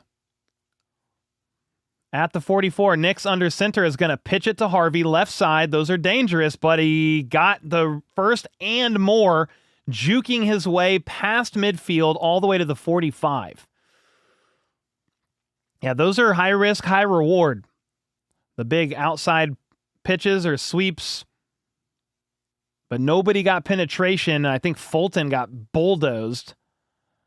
And a couple guys missed. Yeah, Fulton wasn't ready at all. We had another defensive back over pursue. I couldn't see who it was. He went 11 yards on 3rd and 1. It was a pitch to the left. 6 minutes to go in this game at the 45. Nix steps back to throw, looks left, fires. A perfect pass breakup by Christian Fulton. Cortland Sutton was the intended target. That was pretty good. He eyed it the whole way. Timed it perfectly. That was a good play. Fulton's kind of warming up a little bit, guys. He got his head around. If he doesn't get his head around, they could maybe call DPI there. Even though you could maybe argue, that's not. I'm just saying, if you can get your head around and you can time it, it just eliminates a lot of times the refs wanting to throw that flag because you're looking at the football. So it was a great play there by Fulton. 2nd and 10. Got Nix in the gun again, 3 out wide to his right, and he's looking right, fires out of the outstretched hand of Humphrey, little Jordan Humphrey. So it's 3rd and 10, just like that, back-to-back incompletions. Skyler with the 5. When they showed Clark, you flipped off your TV, dude, is just too greedy. You're crazy, bro. Yeah, fans are allowed to feel how they want right now about the Chiefs moving to Kansas. I get it. A lot of people are disappointed, upset, frustrated. 3rd and 10, Kelsey's pumping up the crowd. This is a big 3rd down here. All right, you got Nix empty. Chiefs are bringing a bunch of pressure, but don't get home. Nix fires wide open in the middle of the field as Humphrey. He's all the way down to the 27. This is the what happens. If you bring pressure and you can't get home, Nix just hung in the pocket. How many guys blitz? Let me see. They're showing the replay.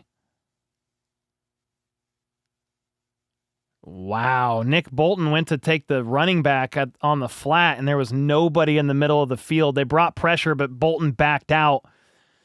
I don't know what his actual assignment was, but there was nobody there. He was wide open. Bo Nix helped Chris Jones up after that play. What a nice man. Bo Nix is actually a nice dude. 2 seconds on the play clock, gets the snap off. They're going to hand it off to Harvey, and he's going to barrel his way forward for 6 yards. Yeah, I don't know if that was on Bolton or not. I think it was, but dude, that was a 3rd and freaking 10. That went for 17 yards. Nick Bolton's down on the field, guys.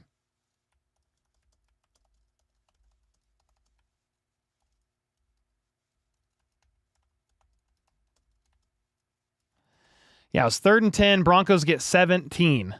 Different day, same results, and now Nick Bolton is down.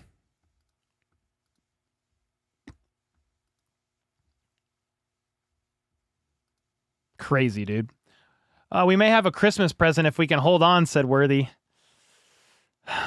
We'll see. I don't know what's wrong with Nick Bolton. He was grabbing at something on his upper body. Maybe his arm, his elbow. Trevor with the 5 said the broadcast has been downplaying the Chiefs' success tonight. Have they? I don't know. I haven't really been paying attention. They're definitely defying odds. It's 13-13 with like 10 plus starters out, maybe more. Dale with the 10, under center running. Goodbye, Nagy. Let the offense pass. What do we have to lose? Oh yeah, like in this game, let him pass a little bit. More than like the little quick passes left and right. Agreed. Dale, thank you for the 10, Bomb Brother. Worthy with the 2. Yeah, we may have a present if the Chiefs can hold on. We'll see.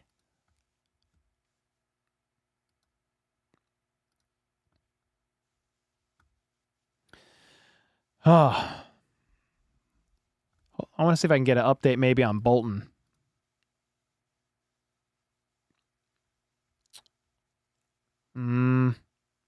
Nobody talking about it.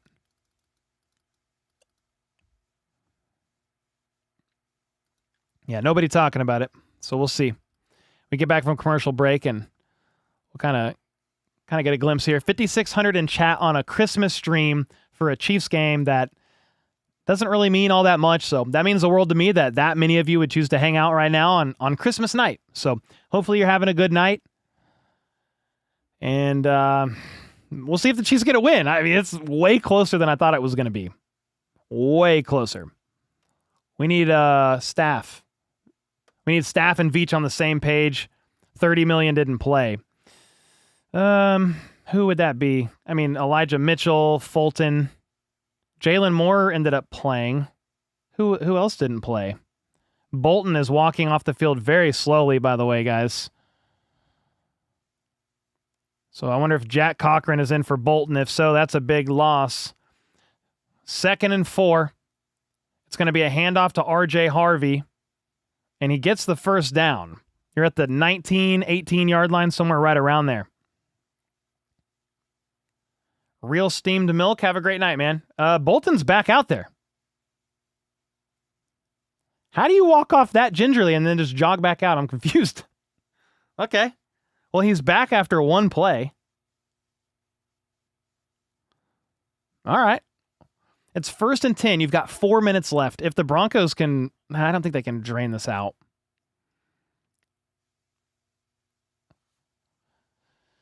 Four minutes to go. You're at the 17-yard line, and they got to burn a timeout. Wow. They couldn't get the play called and lined up in enough time. They had to call a timeout. Well, guys, Merry Christmas. This is my first beer in a stream game in a long, long time. I'm just going to open one. A little Christmas beer. Win or lose. And it also fits the set. Really nice. It's good too. Garage beer lime.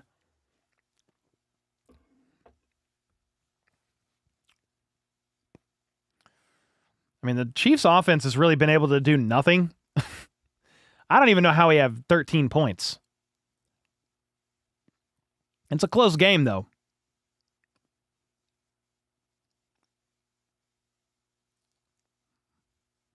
The Christmas music from the stadium sounds insane to me. I know it's Christmas, but hearing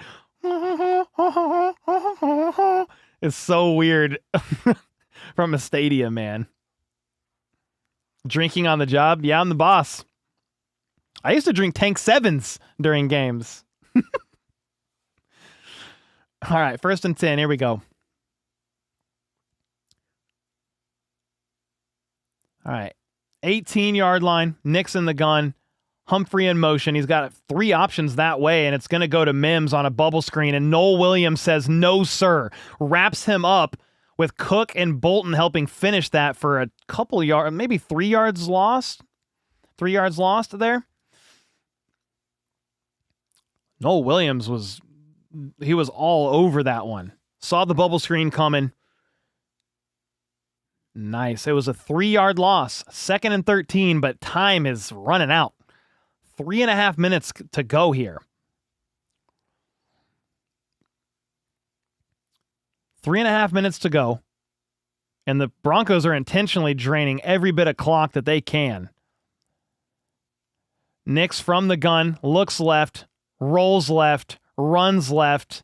He's going to go all the way up to the 13-yard line. Nick Bolton with the tackle. 3rd down, and the clock is still running. 3rd and 5. This is a big 3rd down here. I mean, you're absolutely in field goal range, and do I really trust Chris Oladokun to lead a game-winning drive with the game on the line? Not necessarily, but I think we saw Max Brosmer do it in the Vikings game. It wasn't a come from behind trailing, but it was to put the game out of reach, I think. 3rd and 5 from the shotgun. Trips on his right. Nix has time, fires middle of the field, and it is short. Evan Ingram was the target, and Nick Bolton was all over it. They're going to be 2 or 3 yards short here. I mean, if you're the Broncos, you take this down to the 2-minute warning, you got to kick a field goal. They're huddled up like they're going to call a play, but it's a 2-minute warning. It's 4th and 2. You're kicking a field goal, aren't you? Trusting your defense and the 3rd-string quarterback of the Kansas City Chiefs. There's no way you're going for this. I mean, maybe they do, and then what you want to do is what you did last time. Do all that you can to get the clock to almost 0 and then kick a field goal, but I don't know. Codename with the 2. Every coach needs to be fired and the water boy. Every coach? I don't know about every coach. But if that's your prerogative, that's fine. Trevor Relay, I like that name, with the 5. Not going to lie, an L tonight wouldn't be so bad if we drafted Jeremiah Love. A friend gave me a scouting report from him. Strengths, yes. Weaknesses, no. Yeah, a lot of people talking about him. It's so far away from the draft in the sense of we'll see what happens in free agency and stuff. But yeah, he's going to be one guy that they're going to have eyes on, that's for sure. 495, bunch of numbers with the 4-bomb. Great job from Steppenwolf. Well, thanks so much for the 4-bomb, man. Let's go.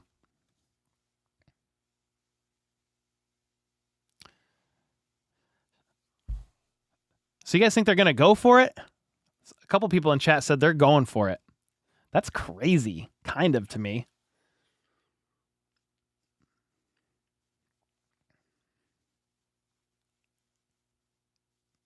Maybe they got a really good play call and they trust something.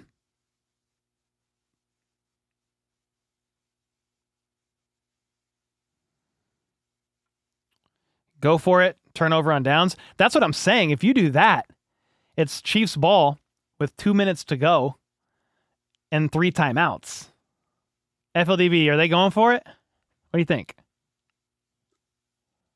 I mean, they've been getting all the 3rd and 4th and shorts this game. So true. It wouldn't surprise me if they go for it.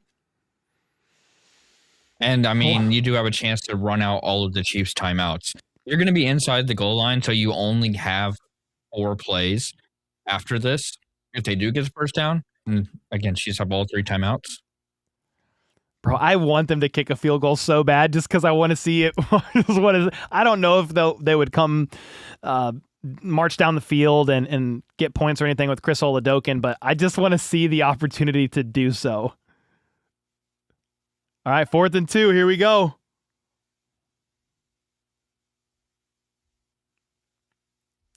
All right, the offense is out there huddled up. So here we go, ladies and gentlemen. All right, they got an extra lineman out there.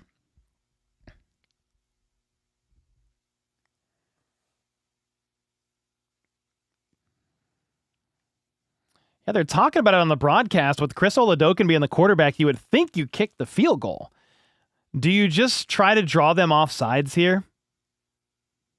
Maybe you just try to draw them off sides here and you're not actually going. But we're about to find out right now because they run to the line. It's Wildcat to Harvey. And they're thinking they got Chris Jones to jump. Chris Jones moved but jumped back. Then the lineman jumped forward. Chris Jones is saying false start. Let's see what the call is. They're going to flag Chris Jones for offsides. Chris Jones jumped at the line, but he got his head back before the Broncos moved. But that's actually going to end the game, potentially. No way. Chris Jones couldn't believe it. Chris Jones, of all people, with that penalty, dude. There is no way. You can't review that. He jumped, but you can get back. As long as you're back before the offense moves, that's a false start. And it looked like he moved back. Either way, it's 1st and goal at the 4.5 now. Bo Nix under center is going to hand that off to RJ Harvey, and he's going to get to the 1. I think if you're the Chiefs, you're calling a field goal there. Yeah, that was a pretty crazy one.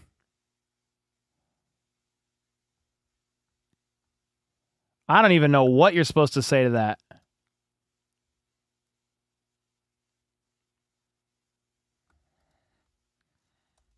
That's insane, ladies and gentlemen. Chris Jones, like, we kind of all said it. Like, I don't think they were running a play there. You had RJ Harvey and Wildcat. You had a guy going in motion. I think Chris Jones was trying to, like, play with them a little bit to try to make them false start, but he might have got a little too aggressive on that. That's insane, dude. You want to talk about a game or just a season where it's like all the key guys just do weird stuff that they don't normally do? Butker missing, Mahomes sometimes with the tough red zone interceptions, Kelsey with the bobble at the goal line in the Eagles game, Chris Jones losing contain against the Chargers week 1 for them to seal the game. What else? Rice with the drops on crucial downs. I've already mentioned Butker's misses. The defense not able to get off the field on 3rd and longs. Trent McDuffie getting worked in a couple of games. That's pretty uncharacteristic. I mean, we already know Chamari Connor and others, but then Chris Jones on that play there. I mean, the Broncos were going to kick a field goal. They were not going for it. That is insane, man.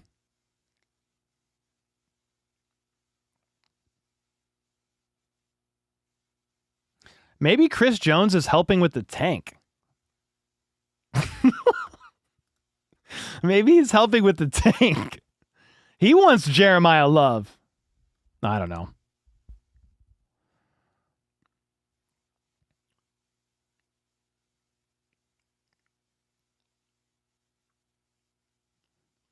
Sometimes it's okay to admit the refs made a bad call. I mean, if you listen with your ears, I said, I think he got back in time and that shouldn't have been a call. But what you have to actually do in order to hear me talk about it is listen with your ears.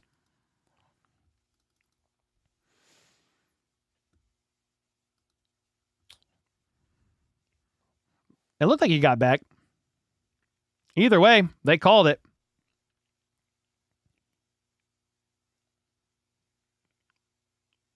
What I don't do on this channel is whine like a little cry ass about the refs. If you want that, you're going to have to go elsewhere, brother. All right, 2nd and goal at the 4. Here we go. Chris Jones with an elite tanking play. He was like, bro. He's like, we don't need to win this game. He's like, I'm jumping.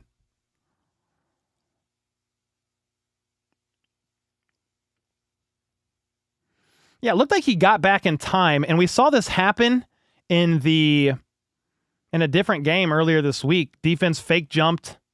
The offense tried to bite on a false start, and they got called. Or tried to bite on that, and they got called for false start.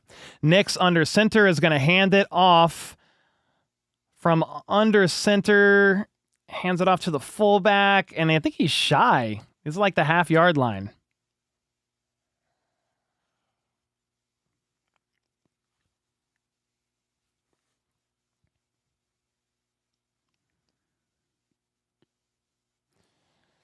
All right, so he's shy a half a yard. The Chiefs call another timeout, 3rd and goal.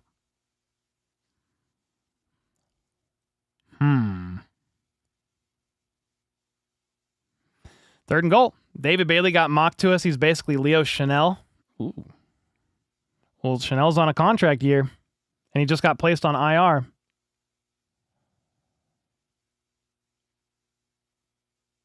All right, 3rd and goal. Chiefs only have 1 timeout left. It's really unfortunate, too, because the Broncos would have already kicked a field goal by now, and the Chiefs would have had 2 minutes, which they still do, but they would have had all 3 timeouts. Now, if they get a touchdown or stopped, it's just a tough situation. You've got Nix under center again. It's a fake handoff, rollout. Nix is going to throw the last second, caught by RJ Harvey. Wow. Brian Cook was sleeping at the end of the coverage. 14 plays, 65 yards in over 6 minutes. They're going to go up by 7 with under 2 minutes to go, and Chris Jones is responsible. Whether or not you agree with the call, you don't have to jump there. They were not running a play. So this was a rollout. Brian Cook trailing in coverage, and RJ Harvey just cut back. Is his foot out of bounds? Is his foot out of bounds? No, it's not. That other angle showed it looked like it. That was a great heads-up play by RJ Harvey.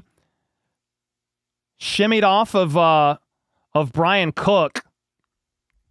And great patience, really, by Bo Nix to stick through with the rollout. Like, he could have took off running. He actually told RJ Harvey with his hand like this. He said, move this way. And then he threw it to RJ Harvey's right. That was a good move. He goes, hey, do this. RJ Harvey did that, and he threw it to him. He's just out there playing football, man.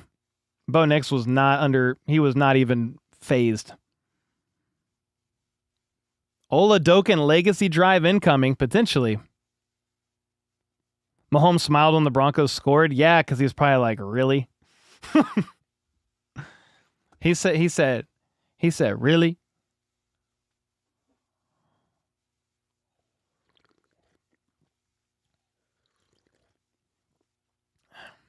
Chris Jones helping with the tank, man.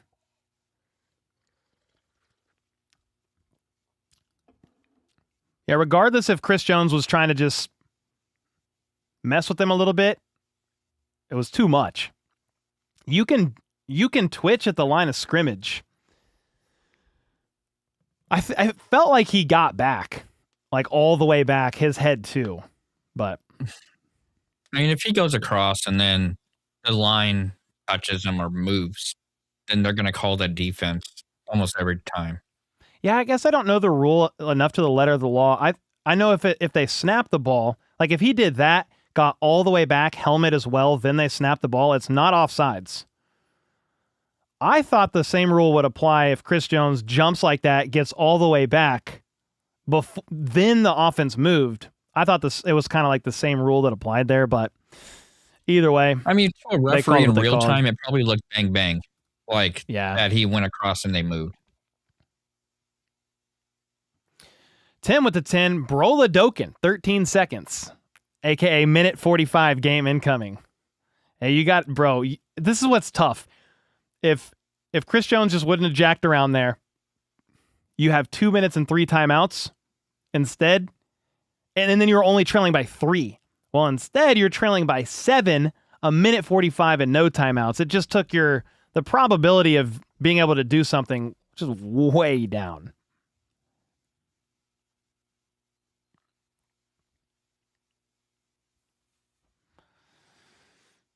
All right, here we go. It's going to be a kick out of the back of the end zone. Chiefs ball at the 35. All right, Chris Oladokin, are you a man or a mouse? I'm just playing.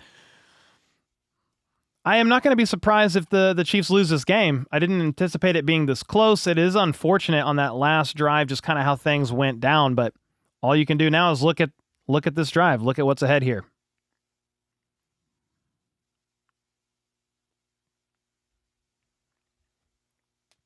The defensive lineman crosses the line and causes the O-line to move. It's an offsides. They used to let D linemen get back, but the rule changed some years ago. All right, fair enough, Percy. It's going to be a bubble screen to Travis Kelce for 5 yards on first down. I just saw a bubble screen Travis Kelce took for 60-something yards and a touchdown from 2016. I wish that would have happened. All right, 2nd and 6. You're in hurry up. So Chris, back in the gun, steps back to throw. He's got time. He's going to check it down to Kelce again. And Kelce is going to try to get a little extra yards, and he doesn't get much. And the Chiefs take their last timeout. I actually said they had no timeouts left. They had one. But it's 3rd and 1. 2 quick plays to Travis Kelce.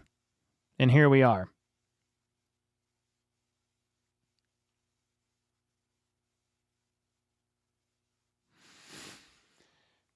Gosh, guys. 3rd and 1. You need a touchdown. You got no Rice. You got no Mahomes. No Josh Simmons. No Jalen Moore. No Tyquan Thornton. You need to take some shot plays, though. Is what you can't 4-yard pass it all the way down the field here. You don't got time. Obviously, you need to move the chains. Yep, thanks, RB, for the kind words, man. Appreciate you. Appreciate you guys being here. 3rd and 1, Chris O under center. Gosh, they're going to run it to Kareem Hunt, and he makes a man miss. He's at the 40 or 50, 45, and gets tackled 2 yards shy of the 40. We have an injury, maybe? The play is getting blown dead. Hufunga was down, and the medical staff is looking at him. So that's actually going to be a timeout in favor of the Chiefs. I think Hufunga's okay. That was a 14-yard run on 3rd and 1. I mean, we would have liked the 14-yard pass. So we'll take a 14-yard run. Are you kidding me? This is crazy. How is it even this close? I said the Chiefs are losing by 21. We'll see. Dude, yeah, we'll see. You got a minute left. You are at the 42. Yeah, you need a chunk play, man. Can you get them to bite on a bubble screen and take a chunk play downfield? They've been doing these bubble screens, quick passes all game long. Can you get somebody to bite? You don't have Thornton as part of the problem. Who's your deep guy? It's not Juju. Worthy, I guess. You got Chris Oladokin in the gun. Hunt motions out to the right. So he's got a few options to the right. Worthy is the middle of those options. Chris O steps back to throw. He's got time. Throws. Caught by Kelce all the way down to the 28. You've got to clock it. 3 catches from Kelce on this drive. Surprised you didn't clock that. But you're back in the gun running another play. Chris Oladokin, flush from the pocket. He's going to take off up the middle of the field, get to the 20. You only have 30 seconds, and you're down to the 20. You got to spike it. Here we go. He's going to do just that. 25 seconds left, and you are at the 22-yard line. What is this game? Chris Oladokin with a nice little scramble up the middle there. You've gone 6 plays, 44 yards in a minute and 19 seconds. I mean, now, this is the second best red zone defense in the NFL, guys, so Tough sledding. You don't have Rice, but Kelsey had such a great route there on that catch for 14 yards against Jahdae Barron. 3rd and 3. You only have 5 seconds left on the play clock here, though. You got to hurry up. Delay a game. You don't have any timeouts either. 5-yard penalty. This is what happens when you've got the young QB. They didn't get lined up in time, didn't get the play call in time. That's why Mahomes always does this. People make fun of him for it. He just like does whatever is with his pinky or whatever finger. He just does this like all day. He wants the play call now. Oh, man, 3rd and 8 is so much. That's so much harder than 3rd and 3. All right, Chris O. From the shotgun, he's got 2 options to his right. Steps back to throw. He's looking downfield, throws, moving backwards, diving attempt for Kelsey, incomplete, 4th and 8. PS2 on Travis Kelsey. I might have looked elsewhere, potentially. But I don't know where else you're supposed to go. 4th and 8, game on the line. Without question, the best start of Oladokin's career. Heck yeah, Tim. Thank you so much for the 10 bombs. Flip with the 5. Could this be an epic last career end zone touchdown for Kelsey? I don't know. We need a first down here. This is game on the line. At the 26, Chris O in the gun. He's got 3 options to his right. He steps back to throw. He's got time. Fires towards the end zone. Jumping. Hollywood Brown. Incomplete. No contact. Turnover on downs. Game over. Broncos sneak out of here. Sneak out with another close win. Chris Jones is on the sideline looking like, oh, man. Because what's crazy, FLDB, is they're in field goal range. If it was only a 3-point game, that's a field goal attempt from Butker on 4th down to tie it and potentially force overtime, which is insane. You had Hollywood Brown lined up on the left side. It was one-on-one shot, and he just was a little late and kind of overthrew it. I wonder if you throw that a half second sooner.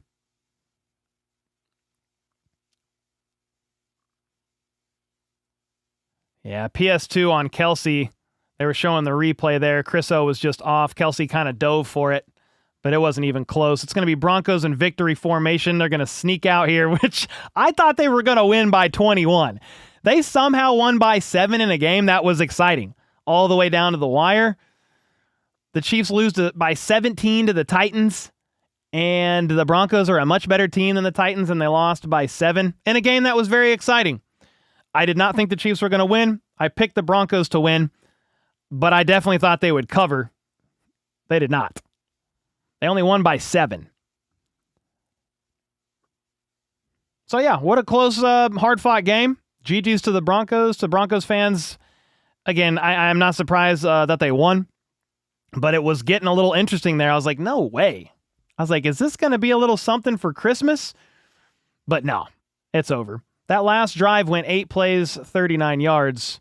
But kind of the kicker there was Chris Jones jumping and extending that drive. Like Chris Jones, of all people, that was pretty unfortunate. Trevor Lay with the 5. Honestly, like you said, I expected a blowout.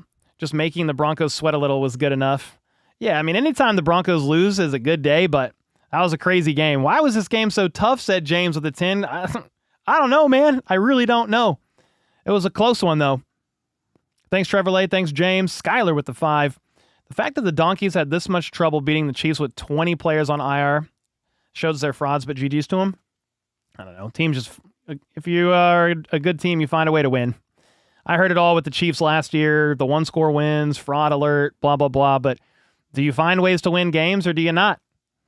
I remember the Chiefs a year or two ago, they went into overtime, I think, with the Panthers or some team, maybe the Titans. They just had no business going into overtime. It happens. Short week, weird week, division game. The Chiefs defense showed up pretty well. They had that INT on Bo Nix deep in their own territory and turned that into a touchdown. But yeah, when you look at the box score, hey, Kelsey's getting a lot of cheers.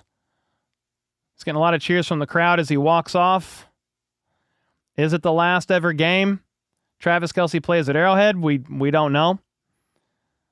I don't even really want to think about it, to be honest. But against all odds, like, again, I didn't think the Chiefs were winning, but they made it a fun game. They made it a fun game, pretty down to the wire. If you look at Knicks was 26 for 38, 182 yards, a touchdown, and an INT. They started cooking a little bit later. RJ Harvey, of course, I hit his higher on 44.5 rushing yards, and he got 43. So that's cool. Taking L's left and right over here. Sutton had 4 for 40. He didn't hit his line either. He was targeted 10 times, though. What is Chris O? 13 to 22 for 66 yards. Holy yikes. And a touchdown. But hey, you know what? He made some plays. He battled. Kareem Hunt had 7 carries for 38 yards. Pacheco had 9 for 32. He didn't get involved in the pass game at all. Such a weird game with how they're using their running backs. Like, I just had no idea how to pick this game. Kelsey ended up leading the receiving room, catching like 3 of those on the final drive, 5 for 36. What else we got going? Third downs, 4 for 11 was the Chiefs, 11 for 8. Look how many, the time of possession for the Broncos, 11 of 18. They had the ball for 40 minutes to the Chiefs 20. The Broncos are such a weird team, dude. They do this stuff. They'll just play you close. They'll find a way to win near the end of the game, and they've been doing that all season long. So it's hard for me to sit here and say that's a fraud when they just keep showing you that they can do it every single game. So GG's to the Broncos. They officially, sadly, clinched the West, I think, with that one. Or did they already clinch the West? No, if the Broncos would have lost the... What am I saying? What am I getting crossed here, FLDB?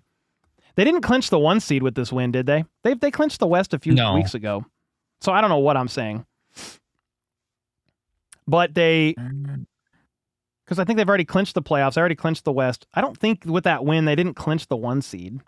They have a 60% chance of the 1 seed. So I don't know. I must be tripping. I'm on eggnog, maybe, is the problem. Well, if the Chargers win this week, and then they beat the Broncos next week... They could get the 1 seed? The Chargers? Well, they're both... I'm not sure. Yeah, something it's like one of those that. things. Here, I can run it through this thing real quick. Yeah, that's fine. Jet with the 2. This proves it. We must be on the naughty list. If you're talking about the Chiefs, I thought they were losing this game regardless. I just didn't know it'd be close. Slamming with the 2. I want to draft Peter Woods, but I'll take Love. All right, we got the draft talk going. Metal Rocker with the 17 months. Hey, Cole. Love the show. Sucks we didn't ruin the Broncos' Christmas. The best gift I got today was an electric skillet. Nice. Also looking forward to the next Zoom call after missing the last one. Heck yeah. Be good to have you back. Ball Dragger with the 5. My heart, bro. GG Cole. Love you in the HPTC Nation. Merry Christmas. Hey, man. Resident Broncos fan in the house. Appreciate you. Yeah, GG's. I thought the Chiefs were losing by 21. So I think I said 6 to 24. What did I say?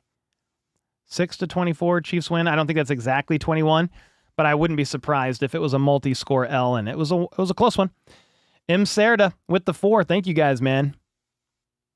So, if the Chargers win this week, next week they beat the Broncos, and the Patriots lose to the Dolphins, the Chargers are the 1 seed. If the Broncos win, they're the 1 seed. If the Patriots win and the Broncos lose, the Patriots are the 1 seed. But if the Broncos win, no matter what, they're the 1 seed. If the Chargers win out, they win the division? So maybe the Broncos didn't win the division. So I was right with that. Because it's that close. If the Chargers win this week and next week, they win the division. That's crazy. Wow. The AFC West is on a heater this year. Well, 2 teams, rather. Crazy. That was Travis's last time at Arrowhead? Maybe so. Yeah, if he doesn't come back next year. He wasn't super emotional in the sense of, like, you couldn't tell. I couldn't get a vibe. When he was, like, walking off and smiling and waving. So, tough to know. You were awesome as always. Hey, thanks so much, man. I appreciate you guys hanging out. We tried. The Chiefs tried all the way till the end. It was a fun one. Yeah, it was a fun one, man. It was better than expected. It was. Am I too big to answer? What's up, Kevin? Brother, I have like 5,000 people in chat. I'm trying my best here. Am I too big to answer? I didn't see your comment, man. I'm sorry. The CJ offside was the epitome of the season. Yeah, just guys that you trust to show up when it matters most, making like weird mistakes, errors, stuff like that. Ton of respect to Oladokin. Yeah, I thought Oladokin had a pretty good game. All things considered, for his first NFL start against that defense, you had no Rice. You were down multiple guys, multiple tackles. It wasn't too bad. There are 4 teams fighting for the 1 seed right now. That's wild. 4? Chargers, Broncos, Patriots, Bills. If the Patriots lost, if they lose their last 2, which I'm not saying they will, and the Bills won their next 2, would that get the Bills in? Are the Bills still in play? Who's in play for the 1? The 4th one, rather. The Jags. Okay, I was like, who is it? The Jags? Okay, that's pretty crazy. Kelsey coming back. No way. His last catch in Arrowhead is not from Mahomes. Yeah, maybe so. Fire Andy Reid. Yeah, I forgot about the Jags. Dude. If the Jags win, the Chargers win, and the Patriots lose, the Jags are the 1 seed because the Jags beat the Chargers. Yo, so actually, the battle for that's fun. Yeah, guys. Andy Reid's not getting fired. It's not happening. So he'll be here next year. He's already not retiring. Skylar, Merry Christmas. Thank you for spending some of your time with us. Yeah, man. Thanks, everybody, for being here. It was a crazy, close game that I didn't think would even be close. I thought we would be on like 3 beers in by this point, and I've had a half a beer because it was just so close. We were calling it as close as we could. Jags-Rams Super Bowl would be crazy. Broncos fan here said RX Channel with the 20. Thanks for being a classy podcaster. Best of luck to Patrick on his rehab. Dude, thanks, man. Yeah. I mean, all you can do is look at it in realistically here. And did I troll around when the Chiefs used to win all the time? Yeah, because they just kept winning. But it's like you could see the signs of the West getting better. You got Sean Payton in the division. You got out from Russell Wilson, and you're fully out of his contract, I think, next year. Harbaugh came to town as well, and the Chargers were getting better. The Broncos were getting better. I knew it would be difficult. I had Chargers fans roasting me because I said the Broncos were going to finish second in the AFC West over the Chargers. Obviously, I thought the Chiefs would be first, so I was just way off there. But I was like, yeah, I think the Broncos are going to be the most competitive team in the division. And so I knew that they were going to be tough, that defense, and then the Chargers basically get super banged up every single year, which has happened again, but it kind of turns out that both of these teams are hanging in till the very end, and it makes it exciting. But yeah, I want to keep it honest and just call it like I see it. Like, no offense to anybody else that would do this, but if a team wins a game, I'm just going to try my best to give them props. I'm not going to cry, whine, moan, blame the refs. Like, dude, GG's. They found the way to win at the end of the day. And like the inverse of that is when the Chiefs would win all these close 1-score games, and everybody else whined and cried about the refs, I would say, yeah, that's a loser mentality. That's what losers do. So what am I going to do? Be a loser after the Chiefs lose games and blame the refs? Nah, no thanks. I have some bit of dignity and self-respect. You find a way to win at the end of the day through 4 quarters. Do refs miss calls? Yeah, that's every freaking game. Are there bad calls? Yeah, that's every game. We watch games, and we're like, dang, that was a bad call. What was the call? What was the game? That bad no call on the DPI. It was on a primetime game recently. I tweeted about it. It was an egregious no call on the Patriots, and they ended up driving down the field and scoring anyway. That's what it was. But yeah, officiating is always bad. So that just is what it is. And the Broncos found a way to get it done, man. And I thought they were going to win. So I just thought they were going to win by 21 and not 7 down to the wire. But appreciate you guys. James with the 2. Nuggets winning so far. Let's go 2 for 2. Bro, I don't know nothing about basketball, man. I could play horse. Nelly with the $27.99 Canadian. Once again, enjoyed your coverage and enthusiasm. Merry Christmas. How about those Chiefs? Thanks so much, Nelly. Appreciate you. Jacob with the 5. Andy just needs to be head coach and let the OC call the plays. Kingsbury or LaFleur. Oh, both those names sounds pretty good. If he would relinquish play calling to an offensive-minded guy like that, I'd be open to it. I just don't know if he would. But man, $27.99. Holy smokes. Jacob with the 5. Let's go. Stylesy with the $7.99. Cole, when are the Raiders going to get better? Hopefully never. Yeah, I thought they would get better this year, but I still thought they would finish 4th in the AFC West. I just thought they would be a little bit better than they were. Obviously thought the Chiefs would be better too. Countess with the 2. Sucks we lost, but we fought hard. Merry Christmas. Exactly. Yep. Merry Christmas, everybody. Yeah, I think the Raiders might be in a full rebuild again. Yeah, I don't know about Dayball for OC. I guess you couldn't rule it out, but wasn't he let go the year Andy Reid came to town? I think that's how it went, if my memory serves me right. But yeah, I guess you couldn't rule that out. Raiders have been rebuilding, it seems like, forever. I know. Yeah, we competed. Bummed about the ending a little bit just because it was within reach, but there you go. Tank season is still on. It was a fun, exciting game. More exciting, I think, than a lot of people thought it would be.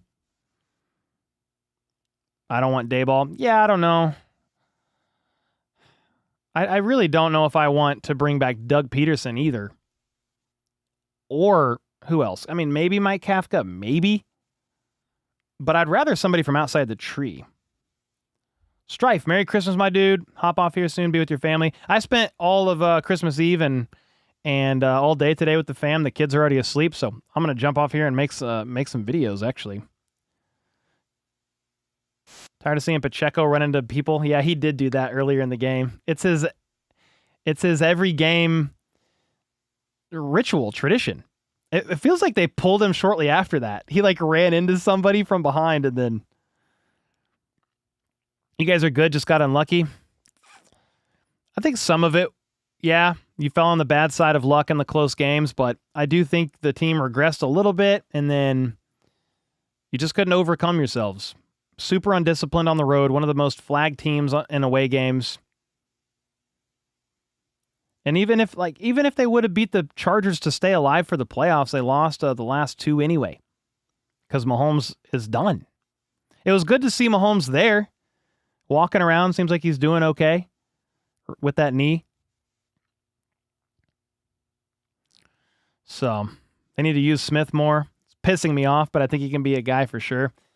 Yeah, hear me out. Nope, not him either. No lie. I think Packers get bounced. I think they could move on from Matt. He could come here, take over OC to move up to head coach after Andy retires. That's an interesting thought. The question is, would he really do that? Because I think if LaFleur is fired, he's going to get another head coaching job, right away. He's still young. I mean, maybe not. Maybe I'm wrong. But I think you would have to, if you want to get a guy like that, you have to pitch it. Hey, Andy Reid's retiring after next year. But how can you guarantee pitch that? That's the kind of the problem, because he's under contract through the 2029 NFL season. If Andy Reid wants to try to finish out that contract, unless he's forced out, aka let go, I feel like you're going to have a hard time getting a guy in here that's a super established offensive play caller. That's why I'm you need a Nate Scheelhaus. If that's how you pronounce his last name, it's escaping me at the moment, but he's young. He's in his 30s and could come in here and infuse new ideas into the offense from the McVay tree, but also is fine not to run the show. So I think that's going to be part of the problem. Merry Christmas to everyone. Thanks, Cole, as always. Trevor Lay, thanks, man. I appreciate you. Thanks for the 2-bomb. Appreciate everybody here. When Matt Stafford retires, get him as an OC. Matt Stafford. Now, my dream is Sean McVay. Matt Stafford retires. McVay doesn't want to start over. He's a free agent after the 2026 NFL season. He's Chiefs' next head coach, but that's a pipe dream. See you all next year. Yeah, Barbie girl. For sure, for sure. Apparently Nagy is one of the favorites for the Titans job. Yeah, sure. Sounds good to me. He's a great OC, man. They should hire him. I don't have any ill will towards Nagy, but I do think it's time to move on. You've got to refresh the offense, get some new ideas infused into there. Yeah, but what a fun game. Merry Christmas to everybody. Thanks so much for hanging out. Thanks for all the super chats, the dono bombs, the mods holding it down. Really appreciate you. FLDB, thank you for holding it down as well, man. Another day. Thanks for spending your Christmas evening watching a Chiefs loss, but it was a fun game. It was competitive. Yeah, really competitive. Nobody expected it to be this close. Look at all the predictions. I think Tony Gonzalez is the only one that had it close. I think it was like 17-10. He had it. But everybody else was like multiple scores. If you didn't have the short field off the Bo Nix INT, like I don't know what the score would have been, but the reality is defense can make plays too. So the Chiefs got the INT there and the offense capitalized on it. So it was a little bit closer than we all thought, but couldn't get the W. Not a big surprise, to be honest with you. But it was closer than I thought. Will, with the 20 bomb, said Merry Christmas. Man, you guys have been awesome spending the Christmas evening here. So it means a lot to me. And I'm going to go make some videos real quick. But appreciate y'all. And until next time, let's go. Let's freaking go.